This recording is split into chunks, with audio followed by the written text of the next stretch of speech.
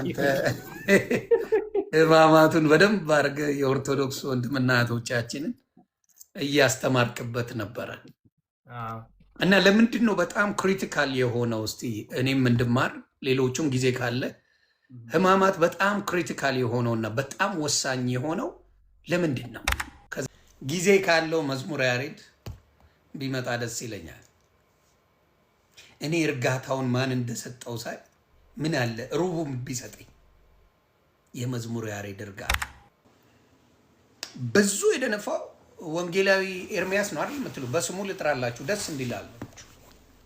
ይኸው ናግባ በነገረ ክርስቶስ ላይ በነገረ ድህነት ላይ ዋናው ሊያስማማ የሚችለው ክርስቶስ በሱ ላይ ተነጋገሩ ብዬ ከያሬዱ ጋር ከእኔ ቤት አይደለም ቴዲ አዋሳ ቤት ተወያዩ። እንደ መዝሙረ ያሬድ እግዚአብሔር ምስክሬ ኤርሚያስ የሚፈራው የለም። ይኖ የጴንጤ ፓስተር ደውላ አወራኝና እንደሚያፈቅርኝ ምናምን አጫወተኝ ነው የሚለው ከንግግሩ። በጣም ወዳለሁ። ትላንት ያሳየሁት ይመስለኛል፣ ግን ዛሬ ክስ ተመስርተዋል። ክስ ተመስርቶባቸዋል በእነዚህ በሁለት ሰዎች በገነት ንጋቴና በእንትና። ምንድን ነው ገነት ንጋቴ ማድረግ የነበረብሽ ሪስክ መውሰድ አልነበረብሽ። ከዚህ በፊትም ሪስክ ወስደሻል በሚደብር ነገር። እኔ ከዚህ በፊት አጥፍታ ስለማታውቅ እህታችን ስለሆነች ተዋት ብዬ ነበረ። በግልጽ ነው የምነግርሽ፣ በግልጽ ነው የምናገረው እኔ። ስለዚህ ምንድን ነው ጥፋትሽ የነበረው? ነፍሱን ይማረው ወንድማችን ነፂ ባረፈበት ጊዜ ላይቭ ገብተሽ ነው ማውራሽ። ደውለሽ ኮሜዲያን በጣም የምንወደው ኮሜዲያን ደረጀ ኃይሌ ጋር ደውለሽ እሱ ላይቭ እንደሆንሽ አያውቅ ምን አያውቅ ሪከርድ እያደረግሽ ዩቲዩብ ሸቀልሽ። አንድ ጥፋት ነው ብለን እኔ አልፌያለሁ፣ እንደ ሰው አልፌያለሁ። ይሄ ትክክለኛ ነገር ባይሆንም ከዚህ በፊት ጥፋቷን ስላላየው ምን ስላላየው ነው እንደዚህ አይነት ነገር መደረግ የለበትም ብዬሻለሁ። ስለዚህ አንቺም ይቅርታ ብለሻል። አሁን ምንድን ነው በዚህ ጉዳይ ላይ ምንድን ነው ያደረግሽው? ጠራሽው፣ መጣ፣ አወራችሁ። አንቺ እንደ ቀልድ ልታልፊው ትችያለሽ፣ አንቺ እንደ ሽቀላ ልታየው ትችያለሽ። ግን ይሄ ቀልድ አይደለም፣ ሲሪየስ ማደር ነው። ጭምጭምታ አለ በሌላው እርስ በራስ ጴንጤ ሆኖ የማጋለጥ ነገር ሊኖር ይችላል፣ የመነጋገር ነገር ሊኖር ይችላል። አቁን ነው የምነግርሽ። ገብቶሻል? ስለዚህ ምንድነው አጀንዳ መሆን ከፈለግሽ እና ይህን ነገር ማድረግ ከፈለግሽ እኔ አሁን በሃይማኖት በፖለቲካ ምና እያንዳንዱን ከድሮም ማስለምጄዋለሁ። በዚህ ጉዳይ ከጎናቸው ነኝ። በምን ማን ነው እንደዚህ የጠየቀ ፓስተር ማን ነው? ይሄን ማለታቸው ትክክለኛ ናቸው። ማን ነው ይጋለጥልን። ስለዚህ ይሄ እኛም ማድረግ አለብን። አንቺም ማድረግ ያለብሽ ምንድን ነው? ገነት አርቲስት ገነት ምንድን ነው የምታደርጊው? ይሄን ያለ ፓስተር አምጡ። ምክንያቱም ይሄንን የሚጸየፉ ብዙ ፕሮቴስታንት ወንድምና እህቶች ስላሉ እንደዚህ አይነት ነገር ካለ በደንብ አድርጌ ይሄን ሰው አምጪ ነው ያሉሽ ማን እንደሆነ ተናገሩ። ውስጣቸው ካወቀው አደባባይ አጋልጡ። አጋልጪ ተብለሻል፣ ማጋለጥ ነው። ይሄ አርቲስትና አንቺ ከተጠየቃችሁ ማን ነው? ጉሮሮን ይዛችሁ አምጡት። መደረግ አለበት። ስለዚህ ይህን ካጋለች አንቺ ጋር ምንም አይነት ችግር የለም። እንደዚህ ነው ያለኝ፣ እኔ ጋር ነው የመጣው፣ እንደዚህ ሲናገር ማን ነው ብሎ የመጠየቅ ኃላፊነት አለብሽ። ስለዚህ ፕሮቴስታንት የጠየቁት ጥያቄ ትክክለኛ ነው። ማን ነው ንገሪልን። በአንቺ ሚዲያ ላይ እንደዚህ ተነግሮብናል፣ ሃይማኖቶችን ተሰድበዋል። ስለዚህ ሄይ ሰውየውን ታጋልጥ። አየህ ሰውየው ቢጋለጥ ኖሮ አንቺንም አያስተችሽ። ምናልባት ያንቺን የሚከታተሉ ብዙ ፕሮቴስታንት ወንድምና እህቶች ይኖራሉ፣ ያንቺን ዩቲዩብ የሚከታተሉ ብዙ ፕሮቴስታንት ወንድምና እህቶች አሉ ብዬ አስባለሁ። ለምን? ከሃይማኖት ውጭ የሆነ ነገር ስለምታደርጊ። ስለዚህ አሁን ያንን ነው ማድረግ ያለብሽ እና ምንድነው ያሉት እነሱ? ይጋለጥልን። አለበለዚያ ትጠየቅ በህግ ነው ያሉት። ስለዚህ ተገቢ ጥያቄ ነው። መናገር አለባችሁ። ትክክል። ስለዚህ እኔ በአንዳንድ ነገር ከአንዳንድ ፕሮቴስታንት ከነቀለሜ ምናምን ጋር ጓጎጭ መባባል ፕሮቴስታንት መጥላት አይደለም። መወዳቸው ማከብራቸው ብዙ ፕሮቴስታንቶች አሉ፣ በጣም ብዙ።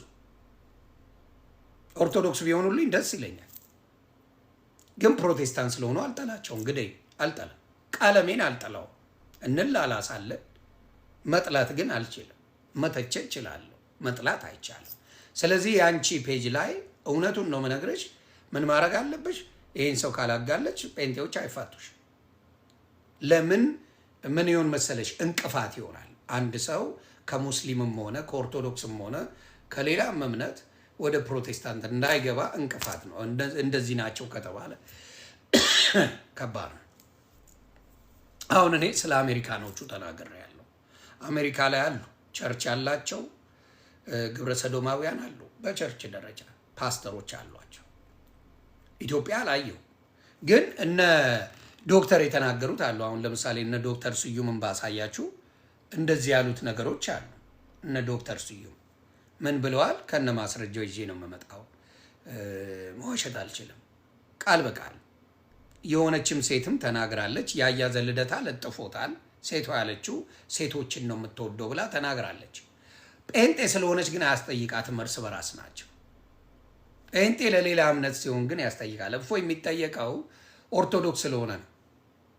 እፎ አሁን ሙስሊሞች ይጠየቅልን የሚሉት ኦርቶዶክስ ስለሆነ ነው። ሙስሊም ሆኖ እንደዛ ቢል የሚለው የለም። ሰው ላሳያችሁ ያለውን ነገር ይኸው። ተቋማት ዝምታን በጣም አስደንጋጭ ነው። ወንጌላውያን ፓስተሮች የዚህ ጸያፍ ተግባር አባላት ሆነው ዶክተር ስዩም አንቶኒዮ አሁን ቪዲዮውን እናስደምጣችኋለን እና እንደውም ህብረት ሁሉ አለን። ህብረት የግብረ ሰዶማውያን ክርስቲያኖች ህብረት ማለት የት ቸርች ውስጥ ነገ ምን ሊሆን የተዘጋጀ ቸርች ሊሆን ማለት ነው። ቤተ ክርስቲያናት ውስጥ ህብረት በመመስረት በጣም በብዙ አይነት ደረጃ ወደ አገራችንም እየገቡ እንደሆነ እየተነገረ ነው፣ የምናየውም ነው። አብረውም ለአመታት ኖረዋል፣ መድረክ ላይ አገልግለዋል፣ እጅ ጭነዋል፣ ትንቢት ተናግረዋል፣ መገለጥ አምጥተዋል፣ በፈውስ አገልግለዋል።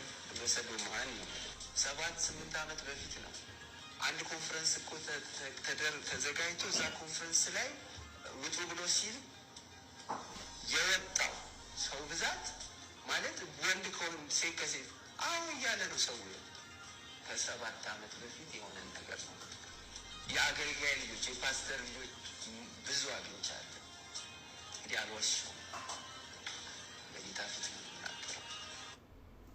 ስለዚህ አለ ይሄም ዶክተር መጠየቅ አለባችሁ ብዬ አስባለሁ። እንደ አንድ ሰው እንደ ሶሻል ሚዲያ ተጠቃሚ ቃል በቃል ነው የተናገረው። ይሄም ሰው አሉ በደንብ የምን የፓስተር ልጆች ራሳቸው ፓስተሮቹም ጭምር መድረክ ላይ የሚሰብኩ አሉ። ይሄ ነገር እየተባባሰ እንደሚሄድ ነው የምናገረው። ብዙ እንደዚህ አይነት ነገሮች በየእንትኑ ተሰግስገዋል። አልዋሽ በየሃይማኖቶቹ ተሰግስገዋል። ሁሉም ፍጹም ነው እያልኳቸው አይደለም፣ ግን እየፈጠጠ እየመጣ ያለው ግን እንደምናየው ነገር ዋትስአፕ ደምዬ እንዴት ነው አባቴ? በዚህ ነገር ግን እየፈጠጠ የመጣው ነገር በብዛት በጴንጤዎች እየፈጠጠ መጥቷል። ለምን የሚለው አንድ ጥያቄ ነው። እኔ እንደ ሀሳብ የምናገረው ምናልባት ወደፊት አንደርስታንዲንግ ካራችሁ በመንግስት ደረጃ በግለሰብ ቸርች የሚያደርጉ ሰዎችን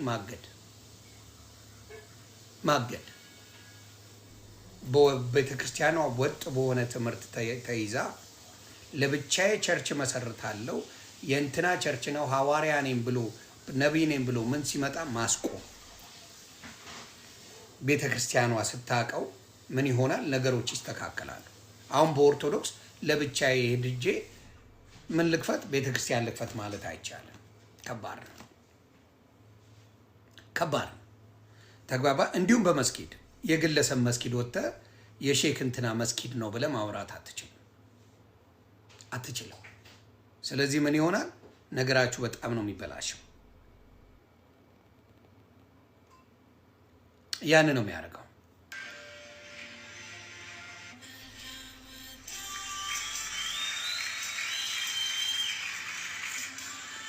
አሁን ይቅርታ አድርጉልኝ። አሁን መልካም ወጣት ዮናታን፣ ይሄንን ነገር ለአንተ ጥያቄ አለኝ።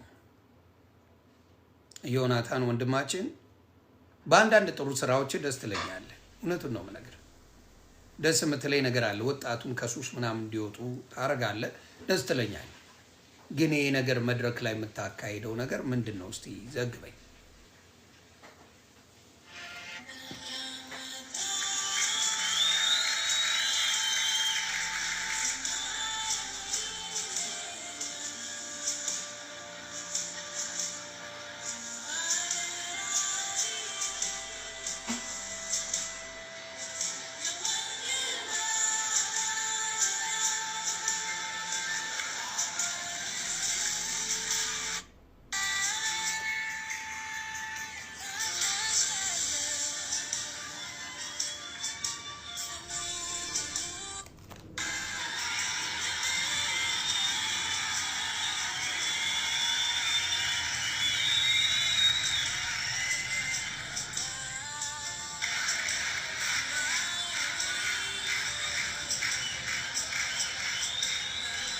ምን ይሉታል?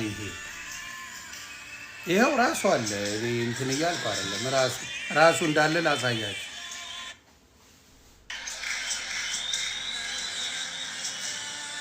ራሱ ዮናታን ነው ይሄን የሚያደርገው።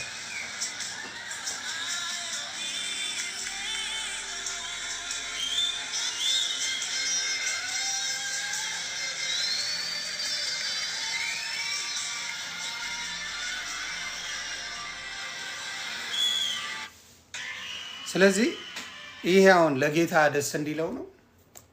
ቤተ ክርስቲያን ውስጥ የሚደረግ ነገር ነው። ትምህርት ነው። ምንድን ነው? አያችሁ፣ ችግሩ ምንድን ነው? ተደበላልቆባቸዋል። ሰርከስ እያሳየ ትምህርት ነው ይላል። ሰው ግን አልነቃም። ሰው ስላልነቃ እንደፈለጉ ይጫወትባቸዋል። ይሄ ነገር ነው የሚያሳዝነኝ። ለሌሎቹም ጭምር ነው የምለው። ምንድን ነው? እስቲ ያስረዳቸው። ምናልባት ሌላ ምክንያት ተሰጣቸው ይሆን? እንደዚህ አይነት ነገር በኦርቶዶክስ ቤተክርስቲያን አይታችሁ ታውቃላችሁ? ወይም በኦርቶዶክስን ተዋት መስጊድ ላይ አይታችሁ ታውቃላችሁ? መስጊድ ላይ እንደዚህ አይነት ትምህርቶች አሉ? ሰርከስ ትርኢት ምናምን አለው እና ማየቱ በጣም በጣም በጣም ያሳዝናል። እንደምታየው ፖል ዳንሲንግ ነው። እዚህ ሀገር አሜሪካን ሀገር የምንለው ምንድን ነው? ከፍለ ራቁት የምታይበት ቤት እንደዚህ አይነት ነገር ይደንሱላል። ስለዚህ ይሄ ከልምምድ የመጣ ነው።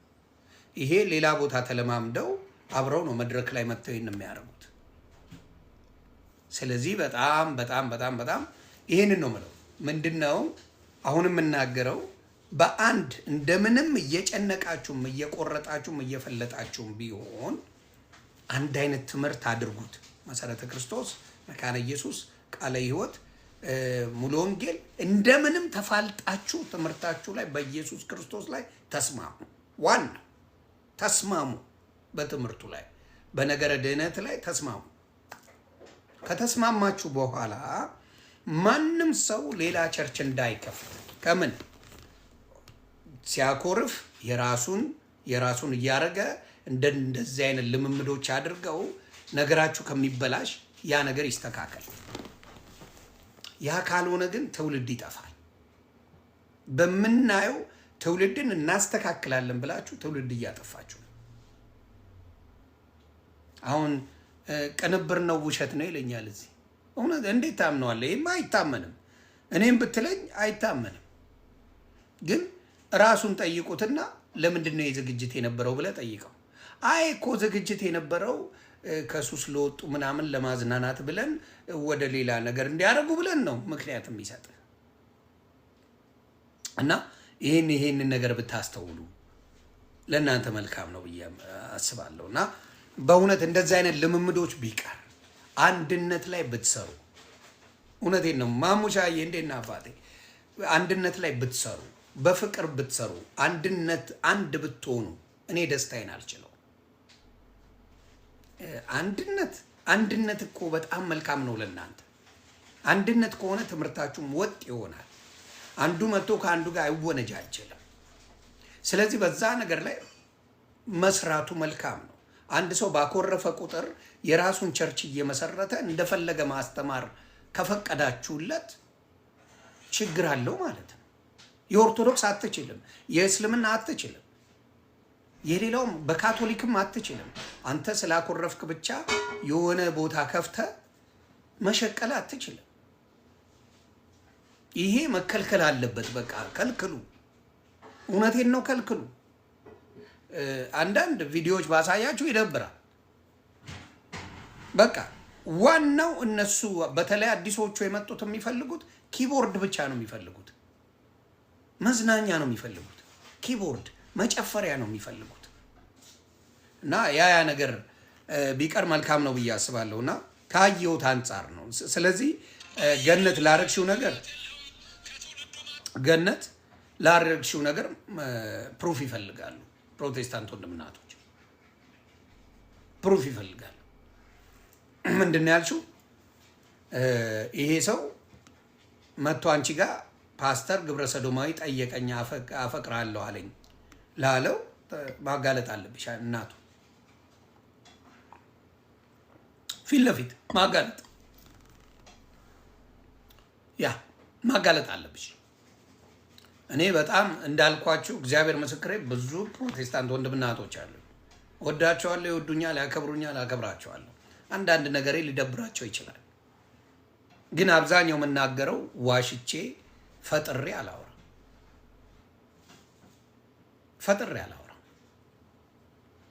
ስለዚህ አንዳንድ ጥያቄዎች ሲመጡ መጠየቅ፣ ኦርቶዶክስ ቤት ሲመጣ መጠየቅ ይቻላል።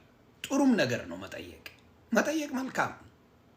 ስለዚህ በብዛት እዛ ቤት ያሉ እንዴት ትልቁ ጥያቄ ፕሮቴስታንት ወንድምና እህቶቼ ጋር መሆን ያለበት በአንድ ክርስቶስ ሺህ አይነት ሀሳብ እንዴት እናመጣለን ብላችሁ ማየት ነው ከራሳችሁ ጋር።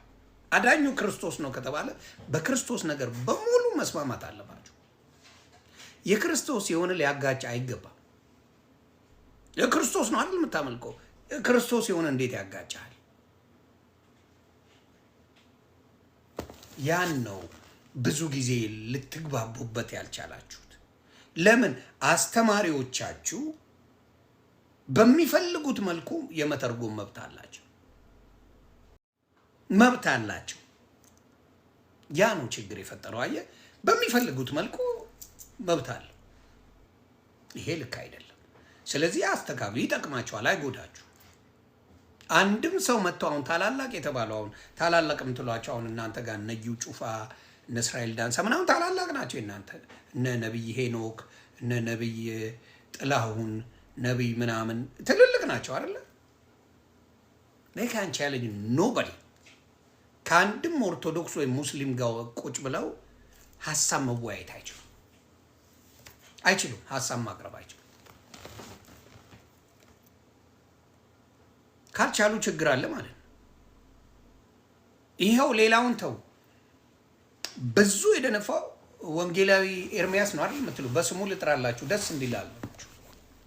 ይኸው ናግባ በነገረ ክርስቶስ ላይ በነገረ ድህነት ላይ ዋናው ሊያስማማ የሚችለው ክርስቶስ በሱ ላይ ተነጋገሩ ብዬ ከያሬዱ ጋር ከእኔ ቤት አይደለም ቴዲ አዋሳ ቤት ተወያዩ። እንደ መዝሙረ ያሬድ እግዚአብሔር ምስክሬ ኤርሚያስ የሚፈራው የለም። የመዝሙረ ያሬድ ስም ሲጠራ ይደነግጣል። ምክንያቱም እኔ ሆኜ እዛ ሚሊዮን ጊዜ ጠይቄዋለሁ። ድገምና ወይ ዘማርያምን ወይ መዝሙረ ያሬድን አውራቸው ከዛ በኋላ አከተመ ብዬ ነግሬው ነበር። በፍጹም አያደርገው። ለምን? እውነት ስላለ። ምክንያቱም ወንጌልን አውቃለሁ፣ በወንጌል የሚደፍረኝ የለም ምናምን አንቧከረዩ ማለት ሳይሆን ገብቶ መወያየትና ትምህርት መማማር ጥሩ ነው። ንገሩልኝ፣ የኔን ቪዲዮ ስለምታየው ስለሚያይ ለምንድን ነው የማታደርገው ብላችሁ ጠይቁት። ምክንያት ምንድን ነው ብላችሁ ጠይቁት። ምክንያት የለው። ለምን? ስለማይችል ያወቀ ስለሚመስል እናንተ ቤት ያወቀ የሚመስለው እንዳልኳችሁ ገድል ስላወራ ብቻ ያወቀ መስሏችኋል። አብዛኛው ኦርቶዶክስ ልጅ ገድልን አያውቅም፣ እግዚአብሔር በሚያውቀው። አብዛኛው ካያችሁ ዳዊት ይደግማል። ዳዊት መድገም ደግሞ መዝሙር 150ውን ማንበብ ነው። ምንም ሌላ የተጨመረ ነገር የለውም። ዳዊት ይደግማል። ሌሊት ተነስቶ የዳዊት ዝማሬ ነው። በብዛት ምንድን ነው ሲያነቡ የምታየው? እቺ የዘወትር ጸሎት ውዳሴ ማርያም እሷን ያነባል። አብዛኛው የኦርቶዶክስ ልጅ ካየ የዘወትር ጸሎት ውዳሴ ማርያም ምን ያነባል? ይሄ እንዳልኳችሁ ዳዊት ይደግማል። ሌላ አንድ የተወሰነ ያደርጋል። የለም ከዛ የለም። አያውቀውም። እግዚአብሔር በሚያውቀው ቢያውቀውም ደግሞ ይጠይቃል። በማያውቀው ነገር አይዘባርቅም የኦርቶዶክስ ልጅ። አሁን አንዳንድ ፕሮቴስታንት አምጥቼ እዚህ ጋር ባወራ በማያውቀው ነገር አላቅም አይልም። ሊቀባጥርልህ ይሞክራል። አላቅም እኮ ምንም ችግር የለውም ካላወቅ። በማያውቀው ነገር አስገብተህ ስታወራው እንዲህ ይመስለኛል ብሎ ነው የሚተረጉምልህ። ማን ያስተማረ? እንዴት ነው ያስተማረው የሚባል ነገር የለም። ስለዚህ እዛ ላይ ነው ብዙ ጊዜ ችግር የሚፈጠረው። ገድል ማለት እግዚአብሔር እነሱን ተጠቅሞ ተአምር አረገ ማለት ነው። ሌላ ታሪክ የለው። ምንም ሌላ ታሪክ የለም። እግዚአብሔር እነዛን ሰዎች ተጠቅሞ ምን አረገ? ስራውን ሰራ፣ ተአምሩን አደረገ ነው የሚለው። እኔ ያስደነገጡኝ ሉተራውያን ላይ ቅዱስ ጊዮርጊስ አለ። ኦርቶዶክስ ላይ ሲሰድቡት የነበረው ቅዱስ ጊዮርጊስ ሉተራውያን ቤተክርስቲያን ውስጥ አለ። ቅዱስ ጊዮርጊስ ለኦርቶዶክስ ሲሆን ቅዱስ ጊዮርጊስ ሌላ ነገር ነው፣ ገድል ነው። ለነሱ ሲሆን ግን ምርጥ ቅዱስ ነው። ይኸው መካነ ኢየሱስ አለ፣ ትክክል በእኛ ቤት አለ አለ። አዎ ቅዱስ ጊዮርጊስ በኦርቶዶክስ እንደምታዩት ገድለኛ ነው፣ ገድላዊ ነው። በፕሮቴስታንት ሲሆን ግን ልክ ነው። ስለዚህ ያን ነው የምለው። አሁን ለምሳሌ መካነ ኢየሱስ የሞቱ ሰዎች ጻድቆች ጸሎት ያደርጋሉ፣ ጸሎታቸው አይቋረጥም ይላሉ። ጸሎታቸው አይቋረጥም ማለት ያማልዳሉ ማለት ነው።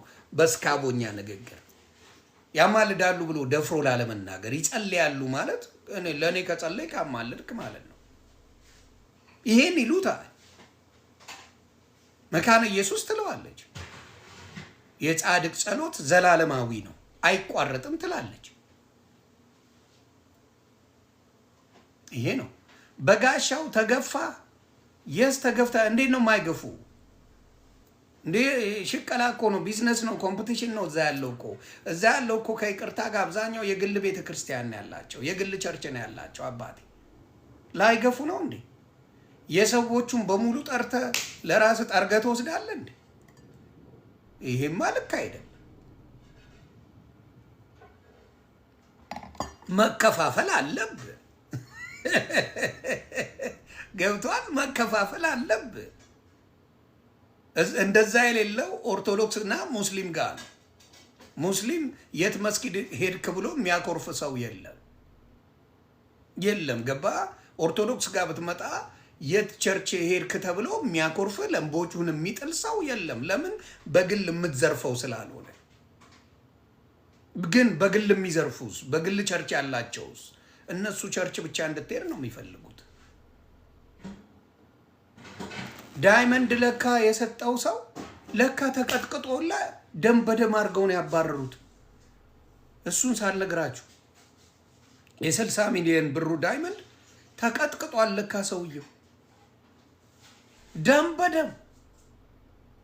ይኸው በጠራራ ፀሐይ ቀጥቅጦ የሚወስድብን ያለ የኔ አባት። አቤት አቤት! አሰላ ፍርድ ቤት ይልኝ። ቂጤሳ ነው ስሙ። ይቅርታ መጀመሪያ ቂጤሳው ነው ስሙ ራሱ። አባቴ ዳይመንድ መያዝ ያጠያይቃል። ቂጤሳ ሙድ አለው ስም።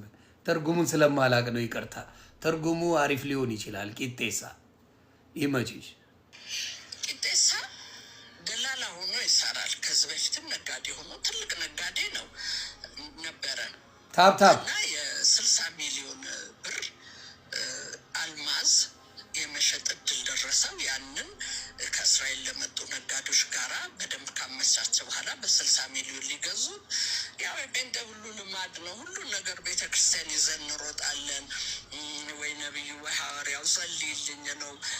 ዲፕሎም ያገኘ ይዞ ይመጣል። ሮጦ ዋንጫ ያመጣ ዋንጫውን ይዞ ይመጣል ምናምንና ይሄ የተለመደ ነው። እና እሱም ጸልዩልኝ ብሎ አልማዙን ይዞ መጣ። ከእጁ ላይ በል እንጸልይልሃለን ብሎ ያ ነቢዩ ወሰደው። ከዛ ጸለየ፣ ረጅም ጸሎት ጸለየ ምናልና ሲጨርስ ውይ አልማዙ ወደቀብኝ። ጸልዮ ሲጨርስ ምን ሆነ? እስራኤል ዳንሳ አልማዝ ወደቀብኝ። ምክንያቱም በጴንጤ ደስ የሚል ጨፍነ ነው የምትጸልየው። ለምን ሌላ ነገር ዲስትራክት እንዳያደርግ። መጽሐፍ ቅዱስ ላይ ጨፍነ ጸልይ የሚል የለም። እጁን ዘርግቶ ነው የጸለየው። ኢየሱስ ክርስቶስን ካያችሁ ብዙ ተራራ ላይ ወጥቶ ነው የሚጸለየው ካያችሁ። እና ጨፈን ስታደርግ ላፍ የሚያደርጓት ነገር አለች። እሷንም እንዳትረሱ። እና ምን አረገው? ጸልዮ ረጅም ሰዓት ከጸለየ በኋላ ምን አረገ? ላፍ አረገችው ማለት ነው። ቂጤሳ ሰይጣን ወሰደው። የሚሆነው ነገር ለጆሮ ለማመን ያቅታል። እኔ የእውነት ነው የምነግርህ። ይሄ ነገር ምንም ሀሰት የለውም። ነገ ጠዋት በህግ ፊት እኮ ቆሜ የምቀጣበትም ነገር ሰይጣን ይዞት እየጸለየለት ነው ብለው እንደገና ደግሞ ደም በደም አድርገው ሲለቁት ብዙ ሰው እንደውም አንድ እዛ አገልጋይ የሆነ እንዴት ታውት በቃ ሀብቱን ወሰዳችሁበት፣ ደበደባችሁ፣ ደግሞ ካልገደልነው ነው የምትሉት ብሎ ገላገለው እና እየወጣ ቂጤሳን እንደ ስሙ ቀጥቅጠው ደም በደም አድርገው ቂጤሳን አንድ ሙስሊም ወንድም አግኝቶ ያገዘውን ያሳከመውን ትናገራለች እዚህ ጋር ብር ላይ። እኔ በግል አላምንም። የግል ቸርቾች አትሂዱ። ፕሮቴስታንት የሆናችሁ ወንድምና እህቶቼ እንደ ወንድም የምነግራችሁ የግለሰብ ቸርች ከሆነ ጥፋ። እግዚአብሔር ምስክሬ ነው። ጥፋ፣ አትሂድ። ኢትዮጵያ ላይ ሆነ የግለሰብ ቸርች እንዳትሄዱ። መሄድ ያለባችሁ ምንድን ነው? የህዝብ የሆነ ቸርች ካለ እዛ ሂዱ፣ እዛ ተገልገሉ። አትሁኑ አልላችሁ፣ እዛ ተገልግሉ። የግለሰብ ከሄድክ ሌባና ዘራፊ ብቻና ብቻ ነው። እመነኝ። ከቸርች ለአጭበርብሮ የወጣ ነው፣ ሲዘርፍ የወጣ ነው፣ ሲያጭበረብር የወጣ ነው። ዳሴ ሌላ ነገር ሊሆን አይችልም። ስለዚህ ስሟት እስከ መጨረሻው። ደም ከዚህ የተፋ ከዚህ ደም በዚህ ሁሉ ቅጥቅጥ ነው ያደረጉት። ይሁት ሲሄድ ወጥቶ ጠጥ ብሎ እንዲያየው ደም በደም ሆኖ ወደ ቸርች ገባለ ጸሎት። እስላሙ ግን እናንተ ምንድን ነው ደበደቡህ እንዲ ያለው። እሱ ደግሞ በቃ የቤተ ክርስቲያንን ዲፌንድ ለማድረግ አይ አልደበደቡኝም ወድቄ ነው አለ። እና በጣም እንግዲህ ቤተ ክርስቲያን ስም እንዳይሰደብ ብሎ ነው እስላሙ ወስዶ አያውቀውም ጤና ቤት ወስዶ ሲያሳይ፣ ያ የሰፈር ጤና ቤት ደግሞ የማይችሉ ነገር ሲሆን ሌላ ክሊኒክ መውሰድ ነበረበት። 5,000 ብር ከፍሎ ነው ያሳከመው። እና እኛ የተውነውን ወንድማችንን ደም በደም ሆኖ እስላሙ ግን ቆም ብሎ የሚደረገውን አድርጎ ረድቶ ነው የላቀቀው። ከዛም በኋላ ሌላ ግድያ ተሞክሮበታል። እግዚአብሔር አወጣ። 4 ፖሊሶች እንዳጋጣሚ በዛ ያልፉ ነበር። ብዙ ነገር አለ ይሄ ሰውዬ። ያ አልማዝ ግን እስካሁን አልተሰጠም። 2 ጊዜ ግድያ ተሞክሮበታል። ይሄ ሰውዬ ደብድበው እንግዲህ 2 ጊዜ ግድያ ተሞክሮበታል። እዛው ያለ ቀጥቅጠውታል። ዳይመንዱ ጠፍቷል ብለውታል። ይህን ሰውዬ ህይወቱን እስካላጠፉት ድረስ ምን አይልም እንደማይፋታቸው ያውቃሉ። ይሄ ነው ወይ እምነት ነው? አንዱ በሰራው ሙሉ እምነቱን ለመናገር አይደለም። እንደዚህ ሲደረግ ህዝብስ ምን እያደረገ ነው? ህዝቡስ ለምንድን ነው እንደዚህ አይነት ሰዎችን ዲፌንድ የሚያደርገው? ለምንድን ዲፌንድ የሚያደርገው? ስለምንድን ነው? እስራኤል ዳንሳን የሚደግፍ በአሁን ሰዓትም አለ። በጣም የሚያስደነግጥ አይነት አመታት። ይሄን ሁሉ ገሽልጠውን የምንዳረጉት በቃ ደም በደም አድርገው የመጨረሻ ተነሳው ነበር። አንገቱን ሁሉ ሰብረው ሊገድሉትም ከሚቀፉ ነገሮች አንዱ በቅጤሳ ላይ በተደረገው ቅጤሳ ወደ መታጠቢያ ቤት ወደ ጓሮ ይሄድ ነበረ። አስቆመው አንዱ ነቢይ፣ ስም መጥቀስ አልፈልግም እና ቅጤሳ የት ነው የተወለድክ? የት ነው ሀገር? የት ነው የተማርከው? ብዙ ነገር ጠየቀው። ሁሉን ኢንፎርሜሽን፣ የሚስቱን ስም፣ የልጆቹን ስም፣ የት ሀገር እንደተወለደ ሁሉን ነገርና እንዴት እንደሆነ አላውቅም። የባንክ አካውንቱንም ማሙሻይ እንደሚመስለኝ እንግዲህ እንደለመዱት ቶሎ ብሎ በስልክ አንስቷል። በሙሉ እዛ ነቢያት ነን የሚሉ ሁሉ ትሬኒንግ አላቸው። ሁሉም ባይሆኑም በጣም የቅርብ የሆኑት አንዳንዱ ዝም ብሎ ለጊዜው እንትን በኋላ ግን ይገባበታል፣ ያው ጥቅሙን እያየ እና ወደ ጉባኤ ሲገባ እግዚአብሔር ይባርክ፣ እግዚአብሔር ረዳሃል አለው። ተመልሰው ሲገቡ ያኛው ነቢይም ተብዬው ለሌላ ነቢይ ተብዬ ደግሞ ሲሮጥ ሄደ። ያንን ቶሎ ብሎ አቀበለው። የሁሊያ ሰው የቅጤሳ እናቱ፣ ሚስቱ፣ ልጆቹ ስማቸው የኖረው እዚህ ከተማ እንደሆኑ አለው። ያ ፑልፒት ላይ ወጣ።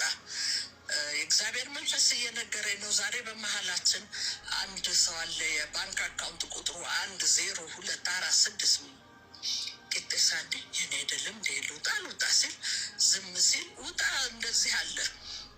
ሳይወጣ ሲቀር የአባትን ስም አበራ ነው። ያኔ እየሮጠ ወጣ። ከዛ አንተ አለው የሆነ ድንጋይ የከበረ ድንጋይ ወርቅ ምናምን ጠፍቶብሃል። የእግዚአብሔር መንፈስ እየነገረኝ ነው። አዎ ጠፍቶብኛል፣ አልማዝ ጠፍቶብኛል ይላል። ይሄ ደግሞ እና እግዚአብሔር የሚልህን አድምጥ አለው። ይህንን ድንጋይ ጨርሶ አትፈልገው፣ እሱ ስትፈልግ ትሞታለህ። ያኔ ቅጤሳ በጣም ተጨንቋል። ወደ ሀገሩ መመለስ አይችልም። ሲስተሙን ግን አያችሁት? ከለር ሲስተም እንዴት እንደሚጫወቱ። አሁን ያንን ድንጋይ ጠፍቷል፣ አታስበው፣ ትሞታለህ ምናምን ምናምን፣ ዝም በል ብለው ፖለቲካ ይሰሩበታል። እግዚአብሔር ያሳያችሁ። 60 ሚሊዮኑን ስጠኝና ግደለኝ። ቂጤሳ እኔን ስማኝ፣ እኔ አባት 60ውን ተረከብ፣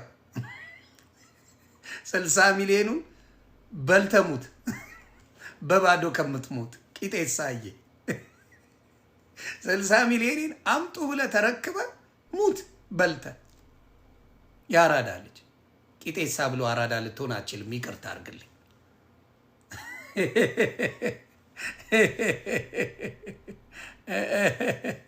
እሺ ቀጥል። ምክንያቱም በዚህ በአልማዙ መጥፋት ወደ ጋምቤላ የሚሰራበት የሚነግድበትን ቦታ መመለስ አይችልም። ይሄ ጠፍቷል እና እንዴት ብዬ እመለሳለሁ? እንዴት ብዬ ተው ትለኛል? እንዴት ትሞታለህ ይለኛል እግዚአብሔር ብሎ ተከራከረ።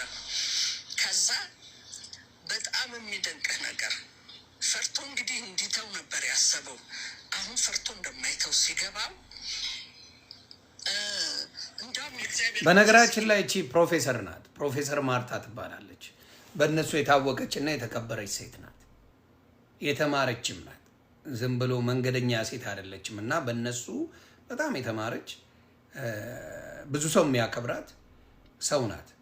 ስለዚህ ያከብሯታል። እቺ ሰው እሷ ነው የምትናገረው ስለዚህ ጉዳይ። ይህንን ድንጋይ ጅጅጋ አየዋለሁ አለው። ጅጅጋ ሲለምኝ አው ከሊት ማናት ባለቤቱን እሷ ይዛው አየዋለሁ። እሷን ጅጅጋ ያታለሁ አለው።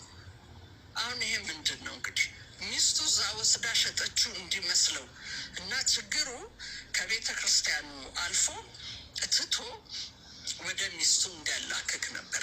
እንደዚህ አይነት ትንቢቶች በጣም ብዙ ሰምተን እና ፕሮፌሰር ማርታ ታንክ ዩ እውነት ለተጨቆኑ ስለቆምሽ አፕሪሺየት። እግዚአብሔር ባርክሽ። እንደዚህ አይነት መልካም ሰዎች አይጥፉ። እንደዚህ አይነት መልካም ነገሮች አይጥፉ እና እንደዚህ አይነት ነገር ይደብራል። በእውነት መልካሞቹን እኔ በጣም ነው የምወዳቸው።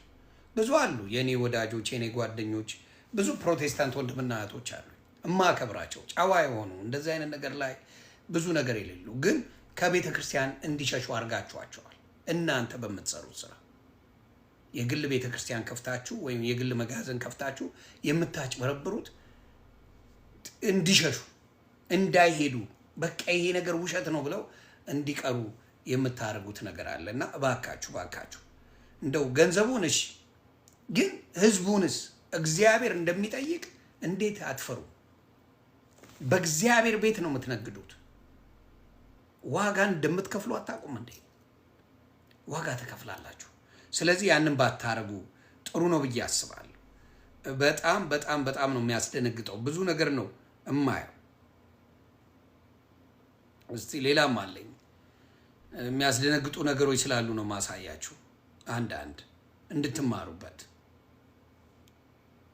እኚህ የሚናገሩት ሰው በጣም ነው የሚያስደነግጡት። በተለይ 14 ዓመት የ13 ዓመት ቲኔጀሮችን ወንዶች ልጆች ከመጋረጃ አለ እንደዚህ አይነት መጋረጃ ጀርባ መድረኩ ጋር ወደዛ ወስዶ ነው የደፈረን ብለው ሁሉ ኢንተርቪው ሰጥተዋል። ልጆቹ የሃይማኖቱም ስም እንዳይጠለሽ ያልተሰማ ነገርም እንዳናሰማ በሚል በሚዲያ ላይ በወቅቱ አላሳወቅንም። አሁን አፍትቶ ስለመጣ ነው እኔ ራሴ የተናገሩ። የተደፈሩ ልጆች አሉ። የተደፈሩ ወላጆቻቸው ቤተክርስቲያን ነው የላኳቸው፣ ለጸሎት ነው የላኳቸው። ቤተክርስቲያን ቢሄዱ ስነ ምግባር ይማሩልኛል፣ ጥሩ ይሆኑልኛል ብሎ ነው ወላጅ ወደ ቤተክርስቲያን የሚልቀው። ፓስተሩ፣ ምክትል ፓስተሩ ይደግፋል። ዋናው ፓስተር ሲነገረው ሰውየው ማሰናበት አልፈለገም፣ መልቀቅ አልፈለገም፣ ሂድ ማለት አልፈለገም፣ ማውገዝ አልፈለገም። ለምንድን ነው? እሱም ተባባሪ ነው ማለት ነው። ተባባሪ ስለሆነ ነው ማያወግዘው። በስንት መከራ ነው ሚዲያ ላይ ትወጣለህ፣ ጋዜጣ ላይ ትወጣለህ። ያኔ መጽሔት ነበረ፣ መጽሔት ላይ እናወጣለን ሲባል ነው ሰውየውን በመከራ ያሰናበተው። ቆንጆ ስራ መፈለጊያ ሰጥቶት ማለት ነው። ስለዚህ ምንድን ነው እኚህንም መጠየቅ ካለበት ገነትንም እንደዚሁም አርቲስቱንም ዶክተር ስዩምንም አንድ ላይ እነዚህ ሰዎች ምን ማድረግ አለባቸው? ሰዎችን ማጋለጥ አለባቸው።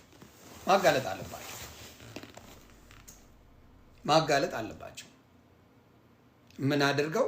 በተለይ አስተማሪ ነን ብለው ፓስተር ነን ብለው የሚያደርጉትን እንደዚህ ግብረ ሰዶም የሚያደርጉ ካሉ ማጋለጡ መልካም ነው። ለምን? ትውልድ ሳይበላሽ ማጋለጡ ጥሩ። ማውራት ብቻ ሳይሆን እንዲሁ በደፈናው ደፋፍኖ ማውራት አንደኛ ሃይማኖት ማሰደብ ነው። ደፋፍኖ ማውራት ሃይማኖት ማሰደብ ስለሆነ ምን መሆን አለበት? በደንብ ሃይማኖቱ እንዳይሰደብ የምትፈልጉ ፕሮቴስታንት ወንድምና እህቶች በዚህ እኔም ከጎናችሁ ነኝ። እግዚአብሔር በሚያውቀው ከጎናችሁ ነኝ። ይሄ ነገር ላይ ትክክል አይደለም፣ እናንተም አትቀበሉትም እርግጠኛ ነኝ። ስለዚህ ሀገራዊ ጉዳይም ስለሆነ እንደዚህ አይነት ነገር ተናግሮ መሄድ አይቻልም። ተናግሮ መሄድ ሲሆን እንደዚህ ማጋለጥ መልካም ነው ብዬ አስባለሁ። ስለዚህ ፕሮቴስታንት ወንድምና እህቶች ይሄንን ነገር በደንብ ነው እነዚህ የተናገሩትን ሰዎች ገነትንም እኚህንም ፓስተር እንዲሁም ሌላው ዶክተር ስዩምን አለ ብለው ተናግረዋል። ልምምድ አለ። የሆነም ሴት አለች፣ የሆነች ሴትም ተናግራለች። እሷም ነቢይ ነኝ ነው የምትለው ተናግራለች። እንደዚህ ሌላ ነቢይ ናት፣ ግን ነቢይ ሆና ሴቶችን ነው የምትወደው፣ ግብረ ሰዶማዊ ናት ብላ ተናግራለች። ስለዚህ እነዚህ ተሰብስበው መጠየቅ አለባቸው። ማን እንደሆኑ ይሄ ነገር ያላቸው ማን እንደሆኑ ተነግሮ ከዛ በኋላ ህዝቡ ትምህርት እንዲወስድ መደረግ አለበት። ይህንን የሚቃወም አለ ብዬ አላስብም። ስለዚህ ያ መጠየቅ አለበት። የስ ማሙሻ መጠየቅ አለበት። ስለዚህ ይሄ ጥላቻ ቢሆን እንዲህ ናችሁ እያልኩ ረግጣለሁ ነው። ይሄን የሚጸየፉ ከእግዚአብሔር መንገድ የራቀ እንደሆነ ብዙ ፕሮቴስታንት ያውቃል። ይሄ አካሄድ በጣም ብዙ፣ ይሄን የማይደግፍ በጣም እልፍ አላፍ ፕሮቴስታንት አለ። ስለዚህ እነዚህን ሰዎች ማወቅ አለባቸው። ሌላው እንደ ሀሳብ እንደ ካውንስል መቀመጥ ያለባችሁ በግል ደረጃ ቸርች እያስከፈታችሁ ስማችሁን እያስጠፋችሁ ነው። አልተጠቀማችሁ ዝም ብሎ የእብድ ማት መሰብሰብ እምነትን እንትን ማለት አይደለም። ነገሩ ምንድን ነው? የእብድ ገላጋይ ድንጋይ ያቀብላል ማለት ነው። እብድን ገላግልልኝ ስትለው ድንጋይ ሰጥና በለው ነው የሚል ሰምተኝ። ፕሮቴስታንት ስለሆነ ብቻ የሆነ መጋዘን ከፍቶ ስላስደለቀ ብቻ ፕሮቴስታንት ነው ብሎ ማለት አይቻልም። ሐሰተኛ ነው ተዋቸው፣ እነሱን አትስማ የሚባል ነገር የለም ነው።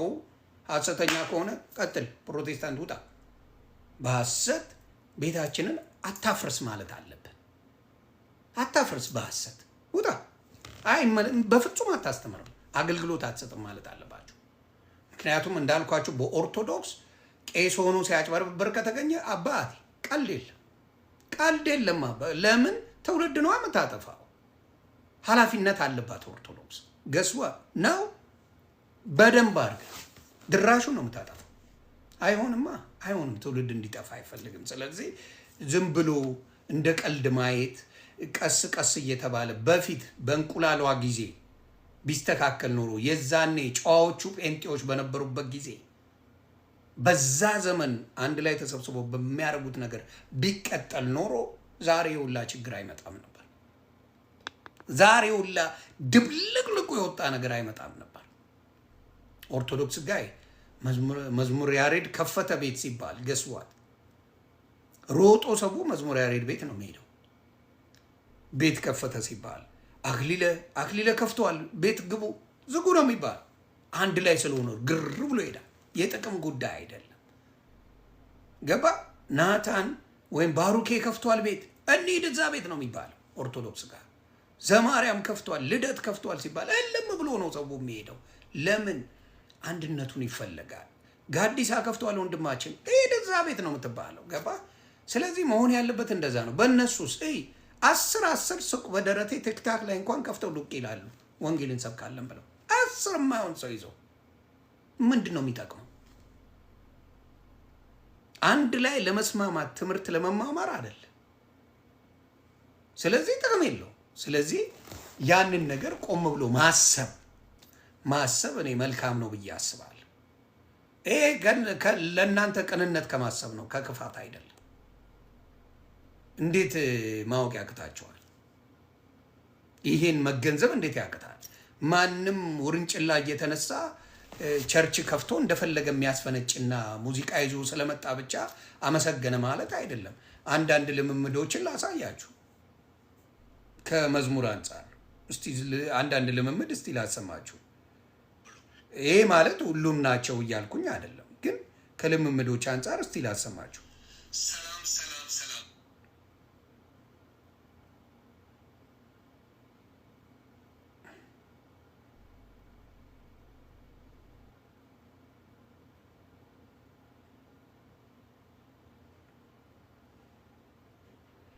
አሁን ለምሳሌ ይሄን ስም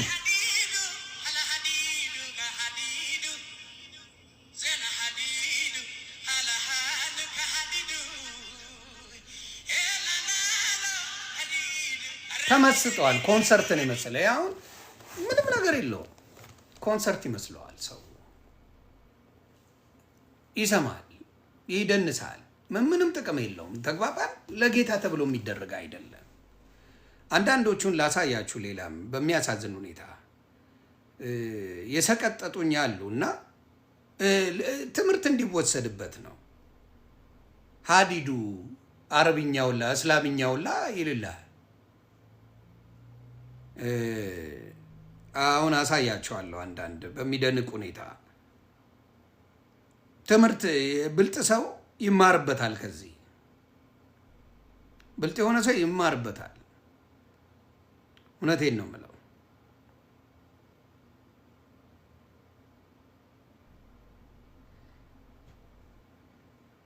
ስለሚማር ጭምር ነው ይሄን ማሳያችሁ።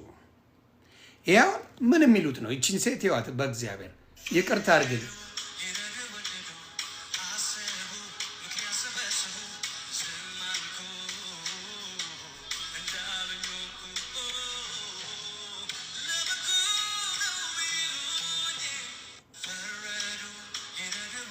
እቻውን ምዕመን ነች፣ ግን መልኳን እያሳየች ነው የምትዘምረው። እኔ ኦርቶዶክስ በፈለጋችሁ ቀሷት። የኦርቶዶክስን ሴት አምጥተሽ ዘምር ቢያት ነጠሏን አድርጋ ነው የምትመጣው። ሮጣ ነጠሏን ለብሳ ነው የምትመጣው። ግደላት ይበል። በዘፈን ልትበላቀጥ ምን ልትል ትችላለች? አጋረንቲ ዩ መዝሙር ዘምር ይበላት። ነጠላዋን አድርጋ ለምን ፈሪያ እግዚአብሔር የሚለው ጭንቅላቷ ውስጥ አለ።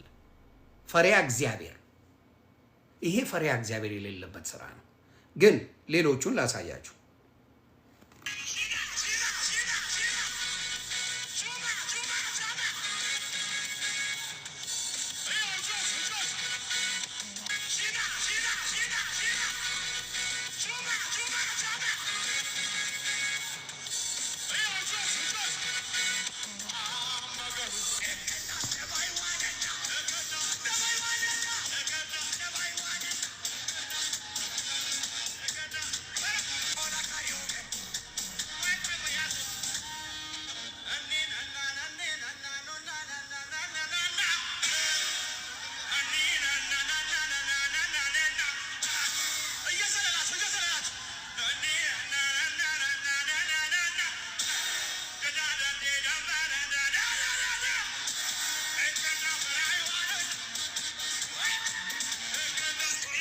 ይሄው ዲያብሎስ ነው የሚጋልበው። ተግባባ? ዲያብሎስ የሚጋልበው ነው። ይሄ የመንፈስ ቅዱስ እውነተኛው ክርስቶስ ይሄ አይነት ትምህርት የለው። ዲያብሎስ የሚጋልበው ነው። ይሄ ግን ምን ችግር አለው ይለዋል መጣው ደግሞ። እውነተኛው ክርስቶስ እንደዚህ አይነት መንፈስ የለው። እርግጥ ያለ መንፈስ ሁሌ የሚሏት ዳዊትን ምን ራቁቱን አመሰገነ የሚለውን ይዘውት ይመጣሉ። ለነሱ ለማመቻቸት ለማጠጋጋት ብለው እና እባካችሁ ሌላም ላሳያችሁ እችላለሁ። እውነቴን ነው የምለው።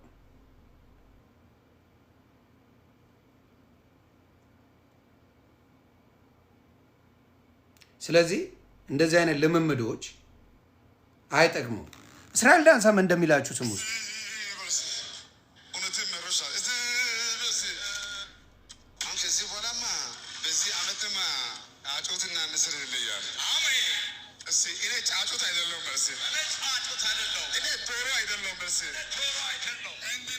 ስማ እኔ ጫጩት አይደለሁም እኔ ዶሮ አይደለሁም በሉ ይላል። ስማ በደንብ ስሙ።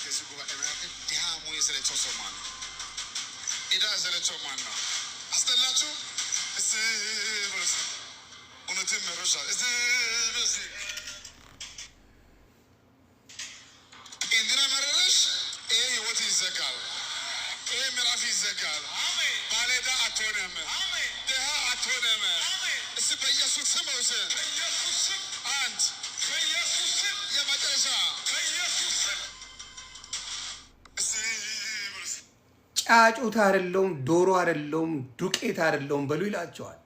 ያው ዱቄት ለባሉ ድምቀት ልጨምር ብዬ ነው። ሰው አያውቅም ምን መሆኑን ራሱ ማቀብድ ነው እዛ ጋር ያለው። ኢማጂን ደ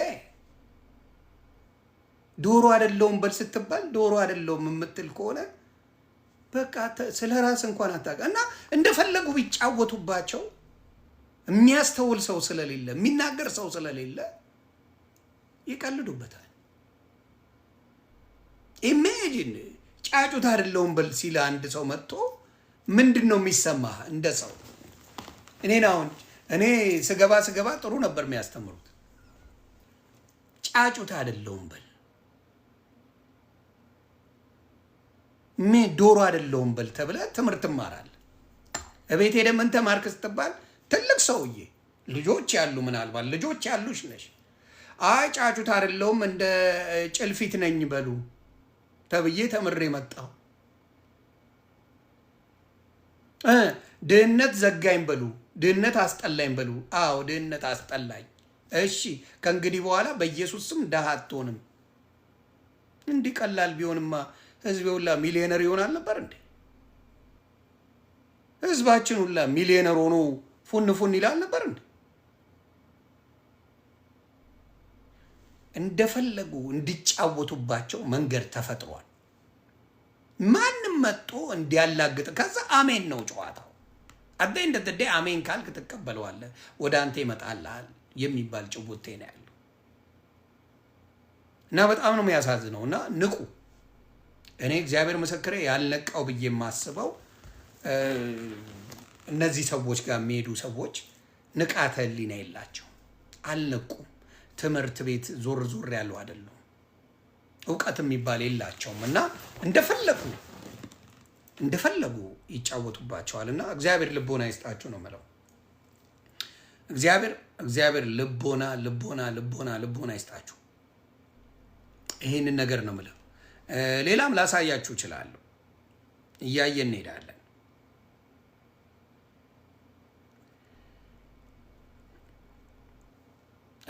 እስርሽ ሌላም ልጨምር። የእስራኤል ዳንሳማ ጉዳይ አልክ። እዚህ ጋስ ምንድን ነው?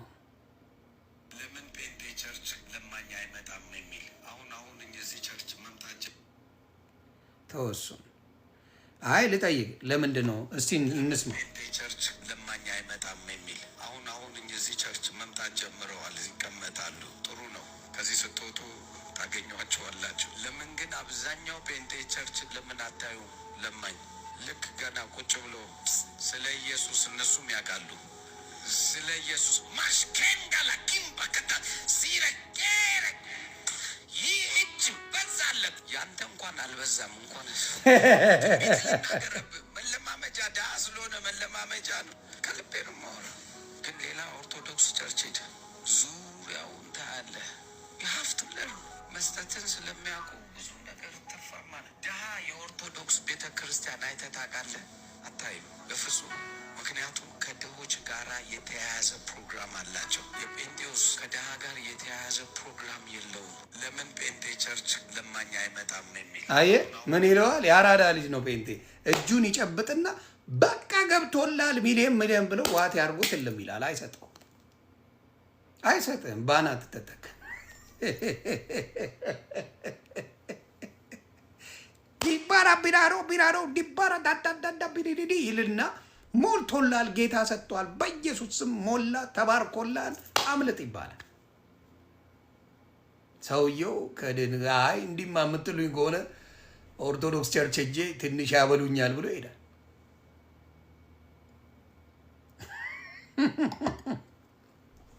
ይደገም። እሺ ራሱ ያለውን ደግምላችኋለሁ። እኔ ሳለው ለምን እንደማይሄድ ገባችሁ አይደል? ቸርች ለማኝ አይመጣም የሚል አሁን እዚህ ቸርች መምጣት ጀምረዋል። ይቀመጣሉ። ጥሩ ነው። ከዚህ ስትወጡ ታገኟቸዋላችሁ። ለምን ግን አብዛኛው ጴንጤ ቸርች ለምን አታዩ? ለማኝ ልክ ገና ቁጭ ብሎ ስለ ኢየሱስ እነሱም ያውቃሉ። ስለ ኢየሱስ ማሽከንጋላ ኪምባከታ ሲረቄረ ይህ እጅ በዛለት ያንተ እንኳን አልበዛም። እንኳን ትንቢት ልናገረብ መለማመጃ ድሀ ስለሆነ መለማመጃ ነው። ከልቤ ነው የማወራው። ግን ሌላ ኦርቶዶክስ ቸርች ሄደ ዙሪያውን ታያለህ። የሀፍቱለን መስጠትን ስለሚያውቁ ብዙ ነገር ትርፋማ ነው። ድሀ የኦርቶዶክስ ቤተ ክርስቲያን አይተህ ታውቃለህ? አታይም በፍጹም። ምክንያቱም ከድሆች ጋራ የተያያዘ ፕሮግራም አላቸው። የጴንጤውስ ከድሀ ጋር የተያያዘ ፕሮግራም የለውም። ለምን ጴንጤ ቸርች ይህንን ነው የምላችሁ። እና አንዳንድ የሚናገሩ አሉ በጣም የሚሰማቸውና ኦርቶዶክስን በፍቅር የሚወዱበት ሪዝናቸው ምንድን ነው? የምታየው ነገር ከመልካምነት የሚመጣ ከጥቅም የሚመጣ አይደለም። ኦርቶዶክስነት እግዚአብሔር ምስክሬ ከጥቅም ጋር አይመጣም። ከመልካምነት ዘረኝነትን፣ ሃይማኖትን ምናምን መርጦ የሚያግዛ አይደለም። ኦርቶዶክስ እንዲሁ ከተመቸው ተመቸውን። እንደዛ አይነት ፕሮቴስታንቶች አሉ፣ ደጋግ ፕሮቴስታንቶች አሉ። በብዛት ይወቀሳሉ እነሱ። አሁን ለምን ከኦርቶዶክስ ጋር ሆንክ፣ ለምን ከሙስሊም ጋር ሆንክ፣ ለምን ከእንደዚህ ሆንክ ብለው ይጠበጥቧቸዋል በውስጥ እግዚአብሔር ምስክሬ ነው የምላቸው። በውስጥ በደንብ አድርገው አንተ ፕሮቴስታንት አይደለ እንዴ? ብርሃን ከጨለማ ጋር ይሆናል እንዴ? ምንድን ያደርገው? እንግዲህ አስበው፣ ክርስቶስ ሲመጣ ፈሪሳውያን ምንድን ነው ያሉት? እንዴት ከቀራጮች ጋር እንዴት ከምኖች ጋር ይበላል ቁጭ ብሎ ሲጠየቅ እኔ ለኃጥአን እንጂ ለጻድቃን አልመጣሁም ነው ያለው። ቃል ነው የተናገረው። ብርሃን ከጨለማ ጋር የሚሆንበት ምክንያት እነዛ የጠፉ ሰዎችን ምናልባት ያንተን መልካምነት አይተው ያንተን ጥሩነት አይተው ወደ ምን እንዲሆኑ ወደ አንተ እንዲመጡ ማድረጊያ ነው። አትቅረቡ እኮ ነው የሚባለው። አልዋሸው። ስለዚህ ማስተዋል ክርስቶስን እየተከተላችሁ ከጨለማ ጋር አትዋሉ ማለት ክርስቶስ ከኃጢአተኞች ጋር ፍጹም የሆነ አምላክ ፍጹም የሆነ ምንም አይነት ስህተት የሌለው አምላክ ከቀራጮች ጋር ነበር ሲውል የነበረው። ከኃጢአተኞች ጋር ነበር ሲውል የነበረው። እነሱ ጋር ነበረ ወደ ጽድቅ ሲያመጣ የነበረው። ዘማዊያን ሄዶ ጉዴን የነገረኝን ልንገራችሁ ብላ ብላ ስለ እሱ ስትመሰክር የነበረችው ዘማዊያን ናት። እንዴ ሰውን እያሳደደ ሲደፋ የነበረው ጳውሎስን ሰው ያደረገው ክርስቶስ ነው። አልሸሸው። የትኛውን የሸሸው? ክርስቶስ ሊወግሯት የመጧትን ዝሙት ሰርታለች ተብላ የመጣችው ምንድን ነው ያደረገው? ክርስቶስ ከእናንተ ውስጥ ኃጢአት የሌለበት ካለ ይውገራት ነው ያለው። እናንተ እዚህ ጋር እንዴት ከኦርቶዶክስ ጋር አብረህ ትሆናለህ? እንዴት ከሙስሊም ጋር አብረህ ታወራለህ? ብለው በውስጥ ነው የሚያስቸግሯቸው። ስለማቅ ነው የምናገረው። በቃ ስቅቅቅቅቅ ያለ ኑሮ አይደለም። ከሁሉም ጋር ብትችሉ ተስማምታችሁ ኑሩ ነው የሚለው። ከሁሉም ጋር ተስማምታችሁ ኑሩ። ስለዚህ ይህን ቃል ማን ነው የሚሰብካችሁ? እናንተ ጋር የፍቅሩን ቃል ማን ነው የሚነግራችሁ? አብዛኞቻችሁ ቲክታክ ላይ የምትመጡት የፕሮቴስታንት አስተማሪዎች በብዛት ሌላውን በሚገፋ መልኩ የምታስተምሩ ናችሁ እንጂ እንዲቀርብ የሚመጣ የለም። ወይ አሜን እያላችሁ ታስለቅሳላችሁ፣ የውሸት ተስፋ እየሰጣችሁ። አበሻ ችግሩ ነው የሚያስለቅሰው፣ ሌላ ታሪክ የለው ችግሩ። እስቲ ከሀብታም ሰይጣን ስታወጡ ልይ አላየውም እኔ። እስቲ አንድ ቱጃር አምጥታችሁ ሰይጣን አወጣውለት በሉኝ ልስማ። እስቲ ሰምታችሁ ታውቃላችሁ? ከቱጃር ከሀብታም ሰይጣን አንደባሎት ሲያንፈራፍረው ምናምን። ዳውን ነው የሚያንፈራፍረው፣ ፎከታም ስለሆነ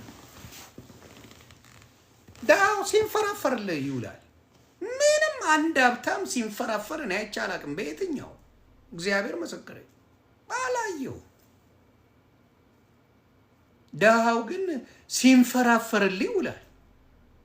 ሲንፈራፈር እንትን ቦታ ያዝኩት እንትን ቦታ የታባ ነው የሚይዘ የታውቆ ሰይጣን ራሱ አያውቅም እኮ።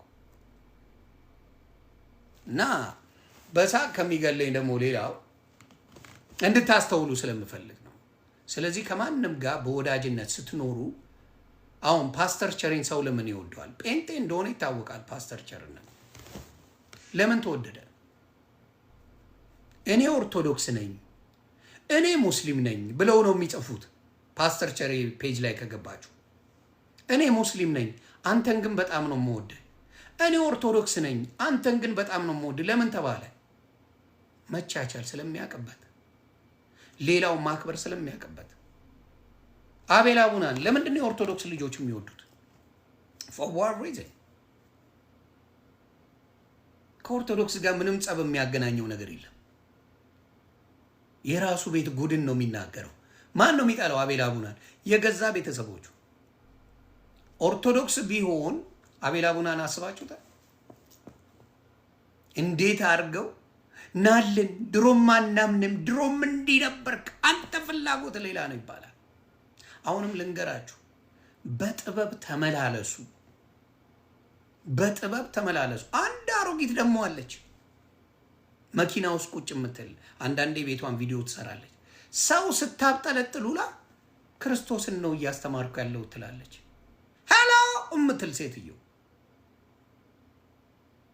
ታስታውሳለህ? ሄሎ በሙሉ ኤቭሪ ቪዲዮ ብታዩ አንድም ቀን ስለ ኢየሱስ ክርስቶስ መስክራ አታውቅም። እቺ ሴትዮ የምታወራው እንትና እንደዚህ ነው፣ እንትና እንደዚህ ናት፣ እንትና እንደዚህ ነው፣ እንትና እንደዚህ ናት ነው ሙሉ ቪዲዮ። ከዛ ክርስቶስን አልሰበካችሁም ትላለች። የቀለሜ የት ናት? ቀለሜ በደንብ ወንድሟል። ቀለሜ ዊግ አድርጎ ማለት ነው ሲፋቅ።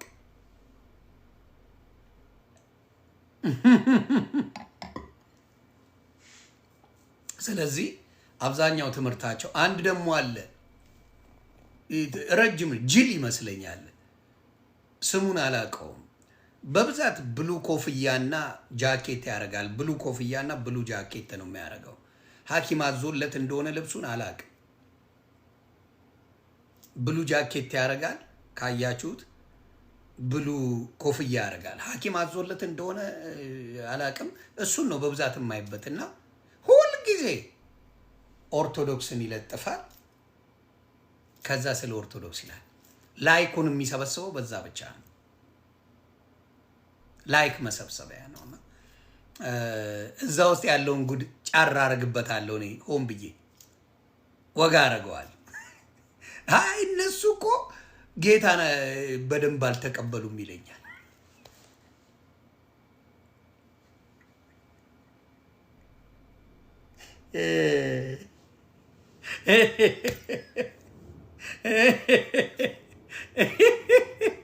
እነሱ እኮ ጌታን አልተቀበሉም።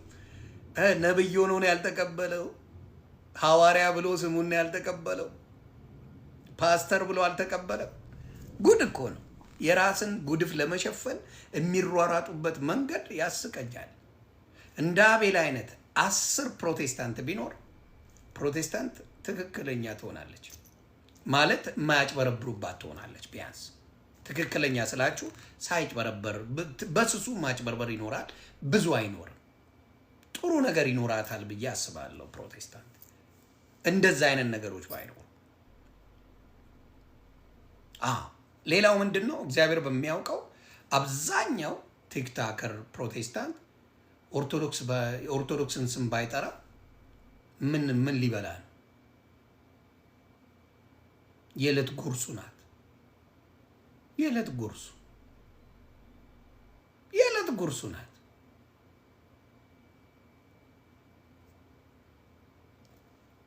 ይህ ጉርስ ናት። እና አይዞን ነው ምላችሁ።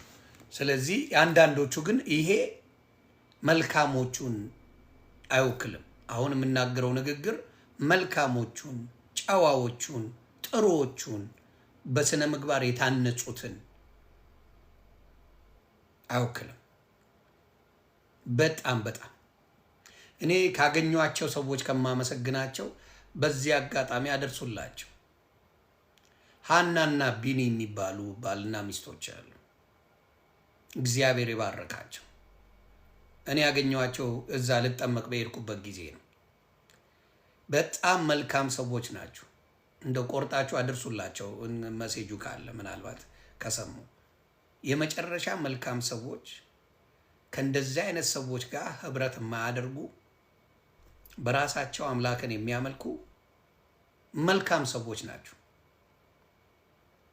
መልካም ሀናና ቢኒ በጣም መልካሞች ናቸው። እግዚአብሔር ይጠብቃችሁ። በጣም ነው የሚሸሹት ከእንደዚህ አይነት ሰዎች። በጣም ነው የሚርቁት። በጣም እና ለእንትናቸው የሚጨነቁ ለራሳቸው ለሆነ ነገር ዴቮዬ ሰላም ነው የሚጨነቁ ሰዎች አሉ። ያማቸዋል እንደዚህ አይነት ሰዎች በመኖራቸው። የሚታመሙ ሰዎች ናቸውና ብዙ ወጥተው ሆይ የማይሉ ሰዎች ናቸው። ግን በጣም መልካም ሰዎች እንደሆኑ በዚህ አጋጣሚ ሀኒቾና ቢኒ እግዚአብሔር ይጠብቃችሁ፣ እግዚአብሔር ይባርካችሁ። መልካምነታችሁን እግዚአብሔር አይቀይረው። ይሄን መናገር እፈልጋለሁ። እንደዛ ነው የምለው። ሌላ ጥያቄ አላችሁ? ስለዚህ አሁን የመጨረሻው ሰዓት ነው። የመጨረሻው ሰዓት ምንድን ነው? ግብረ ሰዶም ፓስተር አለ ምናምን ለሚባለው ወታችሁ ተናግራችኋል። አጋልጡ፣ ስማቸውን ንገሩ። ቤተ ክርስቲያኗ የምትወስነውን ትወስናለች። የእናንተ ቤተ ክርስቲያን ትወስናለች። በደንብ አድርጋ መወሰን አለባት ብዬ አስባለሁ። ታፕ ኮፒ ሊንክ አድርጉ። መወሰን አለባት። ይሄ የዘፈን ልምምዶቹን አስቁሙ። የማይረባ ዘፈን ልምምድ አስቁሙ። ለምን መሰላችሁ? መዝሙር እግዚአብሔር በራእይ ሲያሳይ የምትዘምረው ነው። እንዲሁም አንዳንድ በኦርቶዶክስ የማይረባ መዝሙር የምታደርጉ ሰዎች አላችሁ። እሱ አይጠቅም። መዝሙር በራእይ ድምፅ ስላላችሁ አይደለም የሚዘምረው። ራእይ ሲሆን ቅድስና ሲኖረው መጽሐፍ ቅዱሳዊ ሲሆን ደስ ይላል። ይህ ለመጨፈር ለመዝናናት አይደለም፣ መዝሙር አይደለም። ስለዚህ እሷን ነገር መስተካከል አለበት። ብዙ ግን ያየነው እናንተ ቤት ነው። ከዘፈን እየተሰረቀ የሚዘመረው እናንተ በጣም ብዙ እና ያንን አስቡበት ለማለት ነው።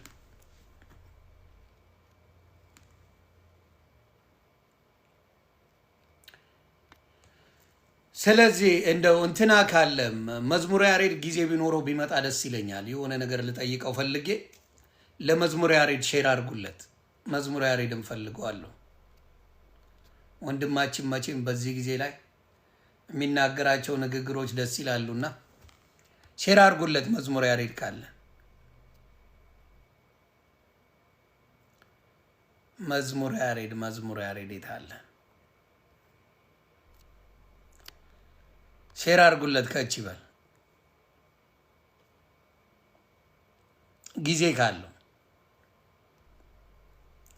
ጊዜ ካለው መዝሙረ ያሬድ ቢመጣ ደስ ይለኛል። እኔ እርጋታውን ማን እንደሰጠው ሳይ ምን አለ ሩቡም ቢሰጠኝ የመዝሙረ ያሬድ እርጋታ ምን አለ ሩቧን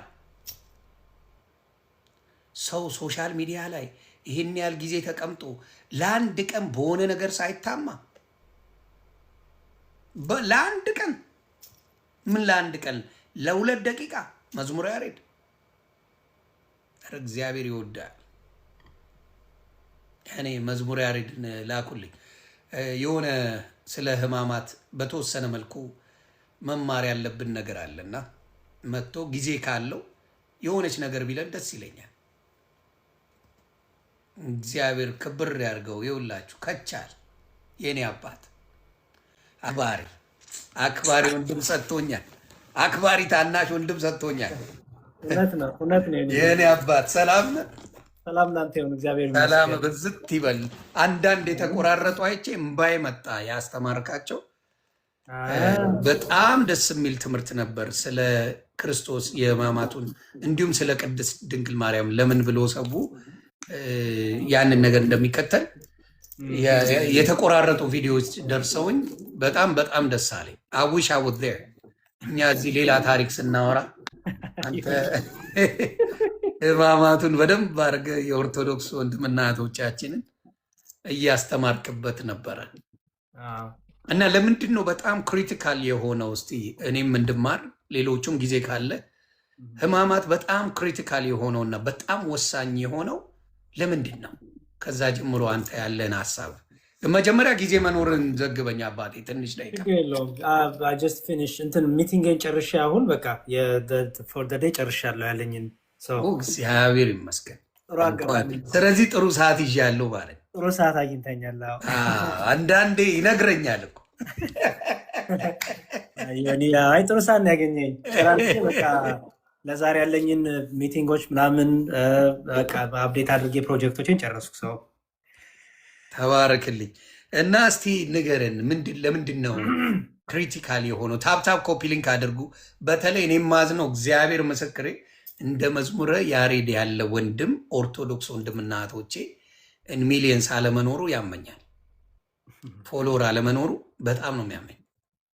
መቼም አታገኙም፣ መቼም አናገኝም።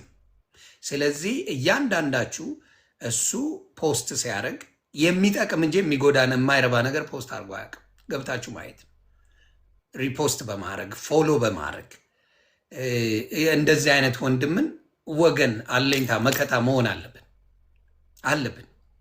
ስለዚህ ያንን ማድረግ ነው። ስለዚህ እሱን አደራ። መዝሙረ ያሬድ በጣም የምንወደው መዝሙሮቹ ራሱ መዝሙረ ያሬድ ዝም ብሎ አልተባለም፣ ይዘምራል። የኦርቶዶክስ ዘማሪ ነው እንድታቁ፣ በዚህ አጋጣሚ ዘማሪ ነው። ይሄንም እንድታቁ የማታቁ ሰዎች ካላችሁ ዘማሪም ነው። ተባረኩልኝ። ዲያቆንም ነው የቤተ ክርስቲያኑ።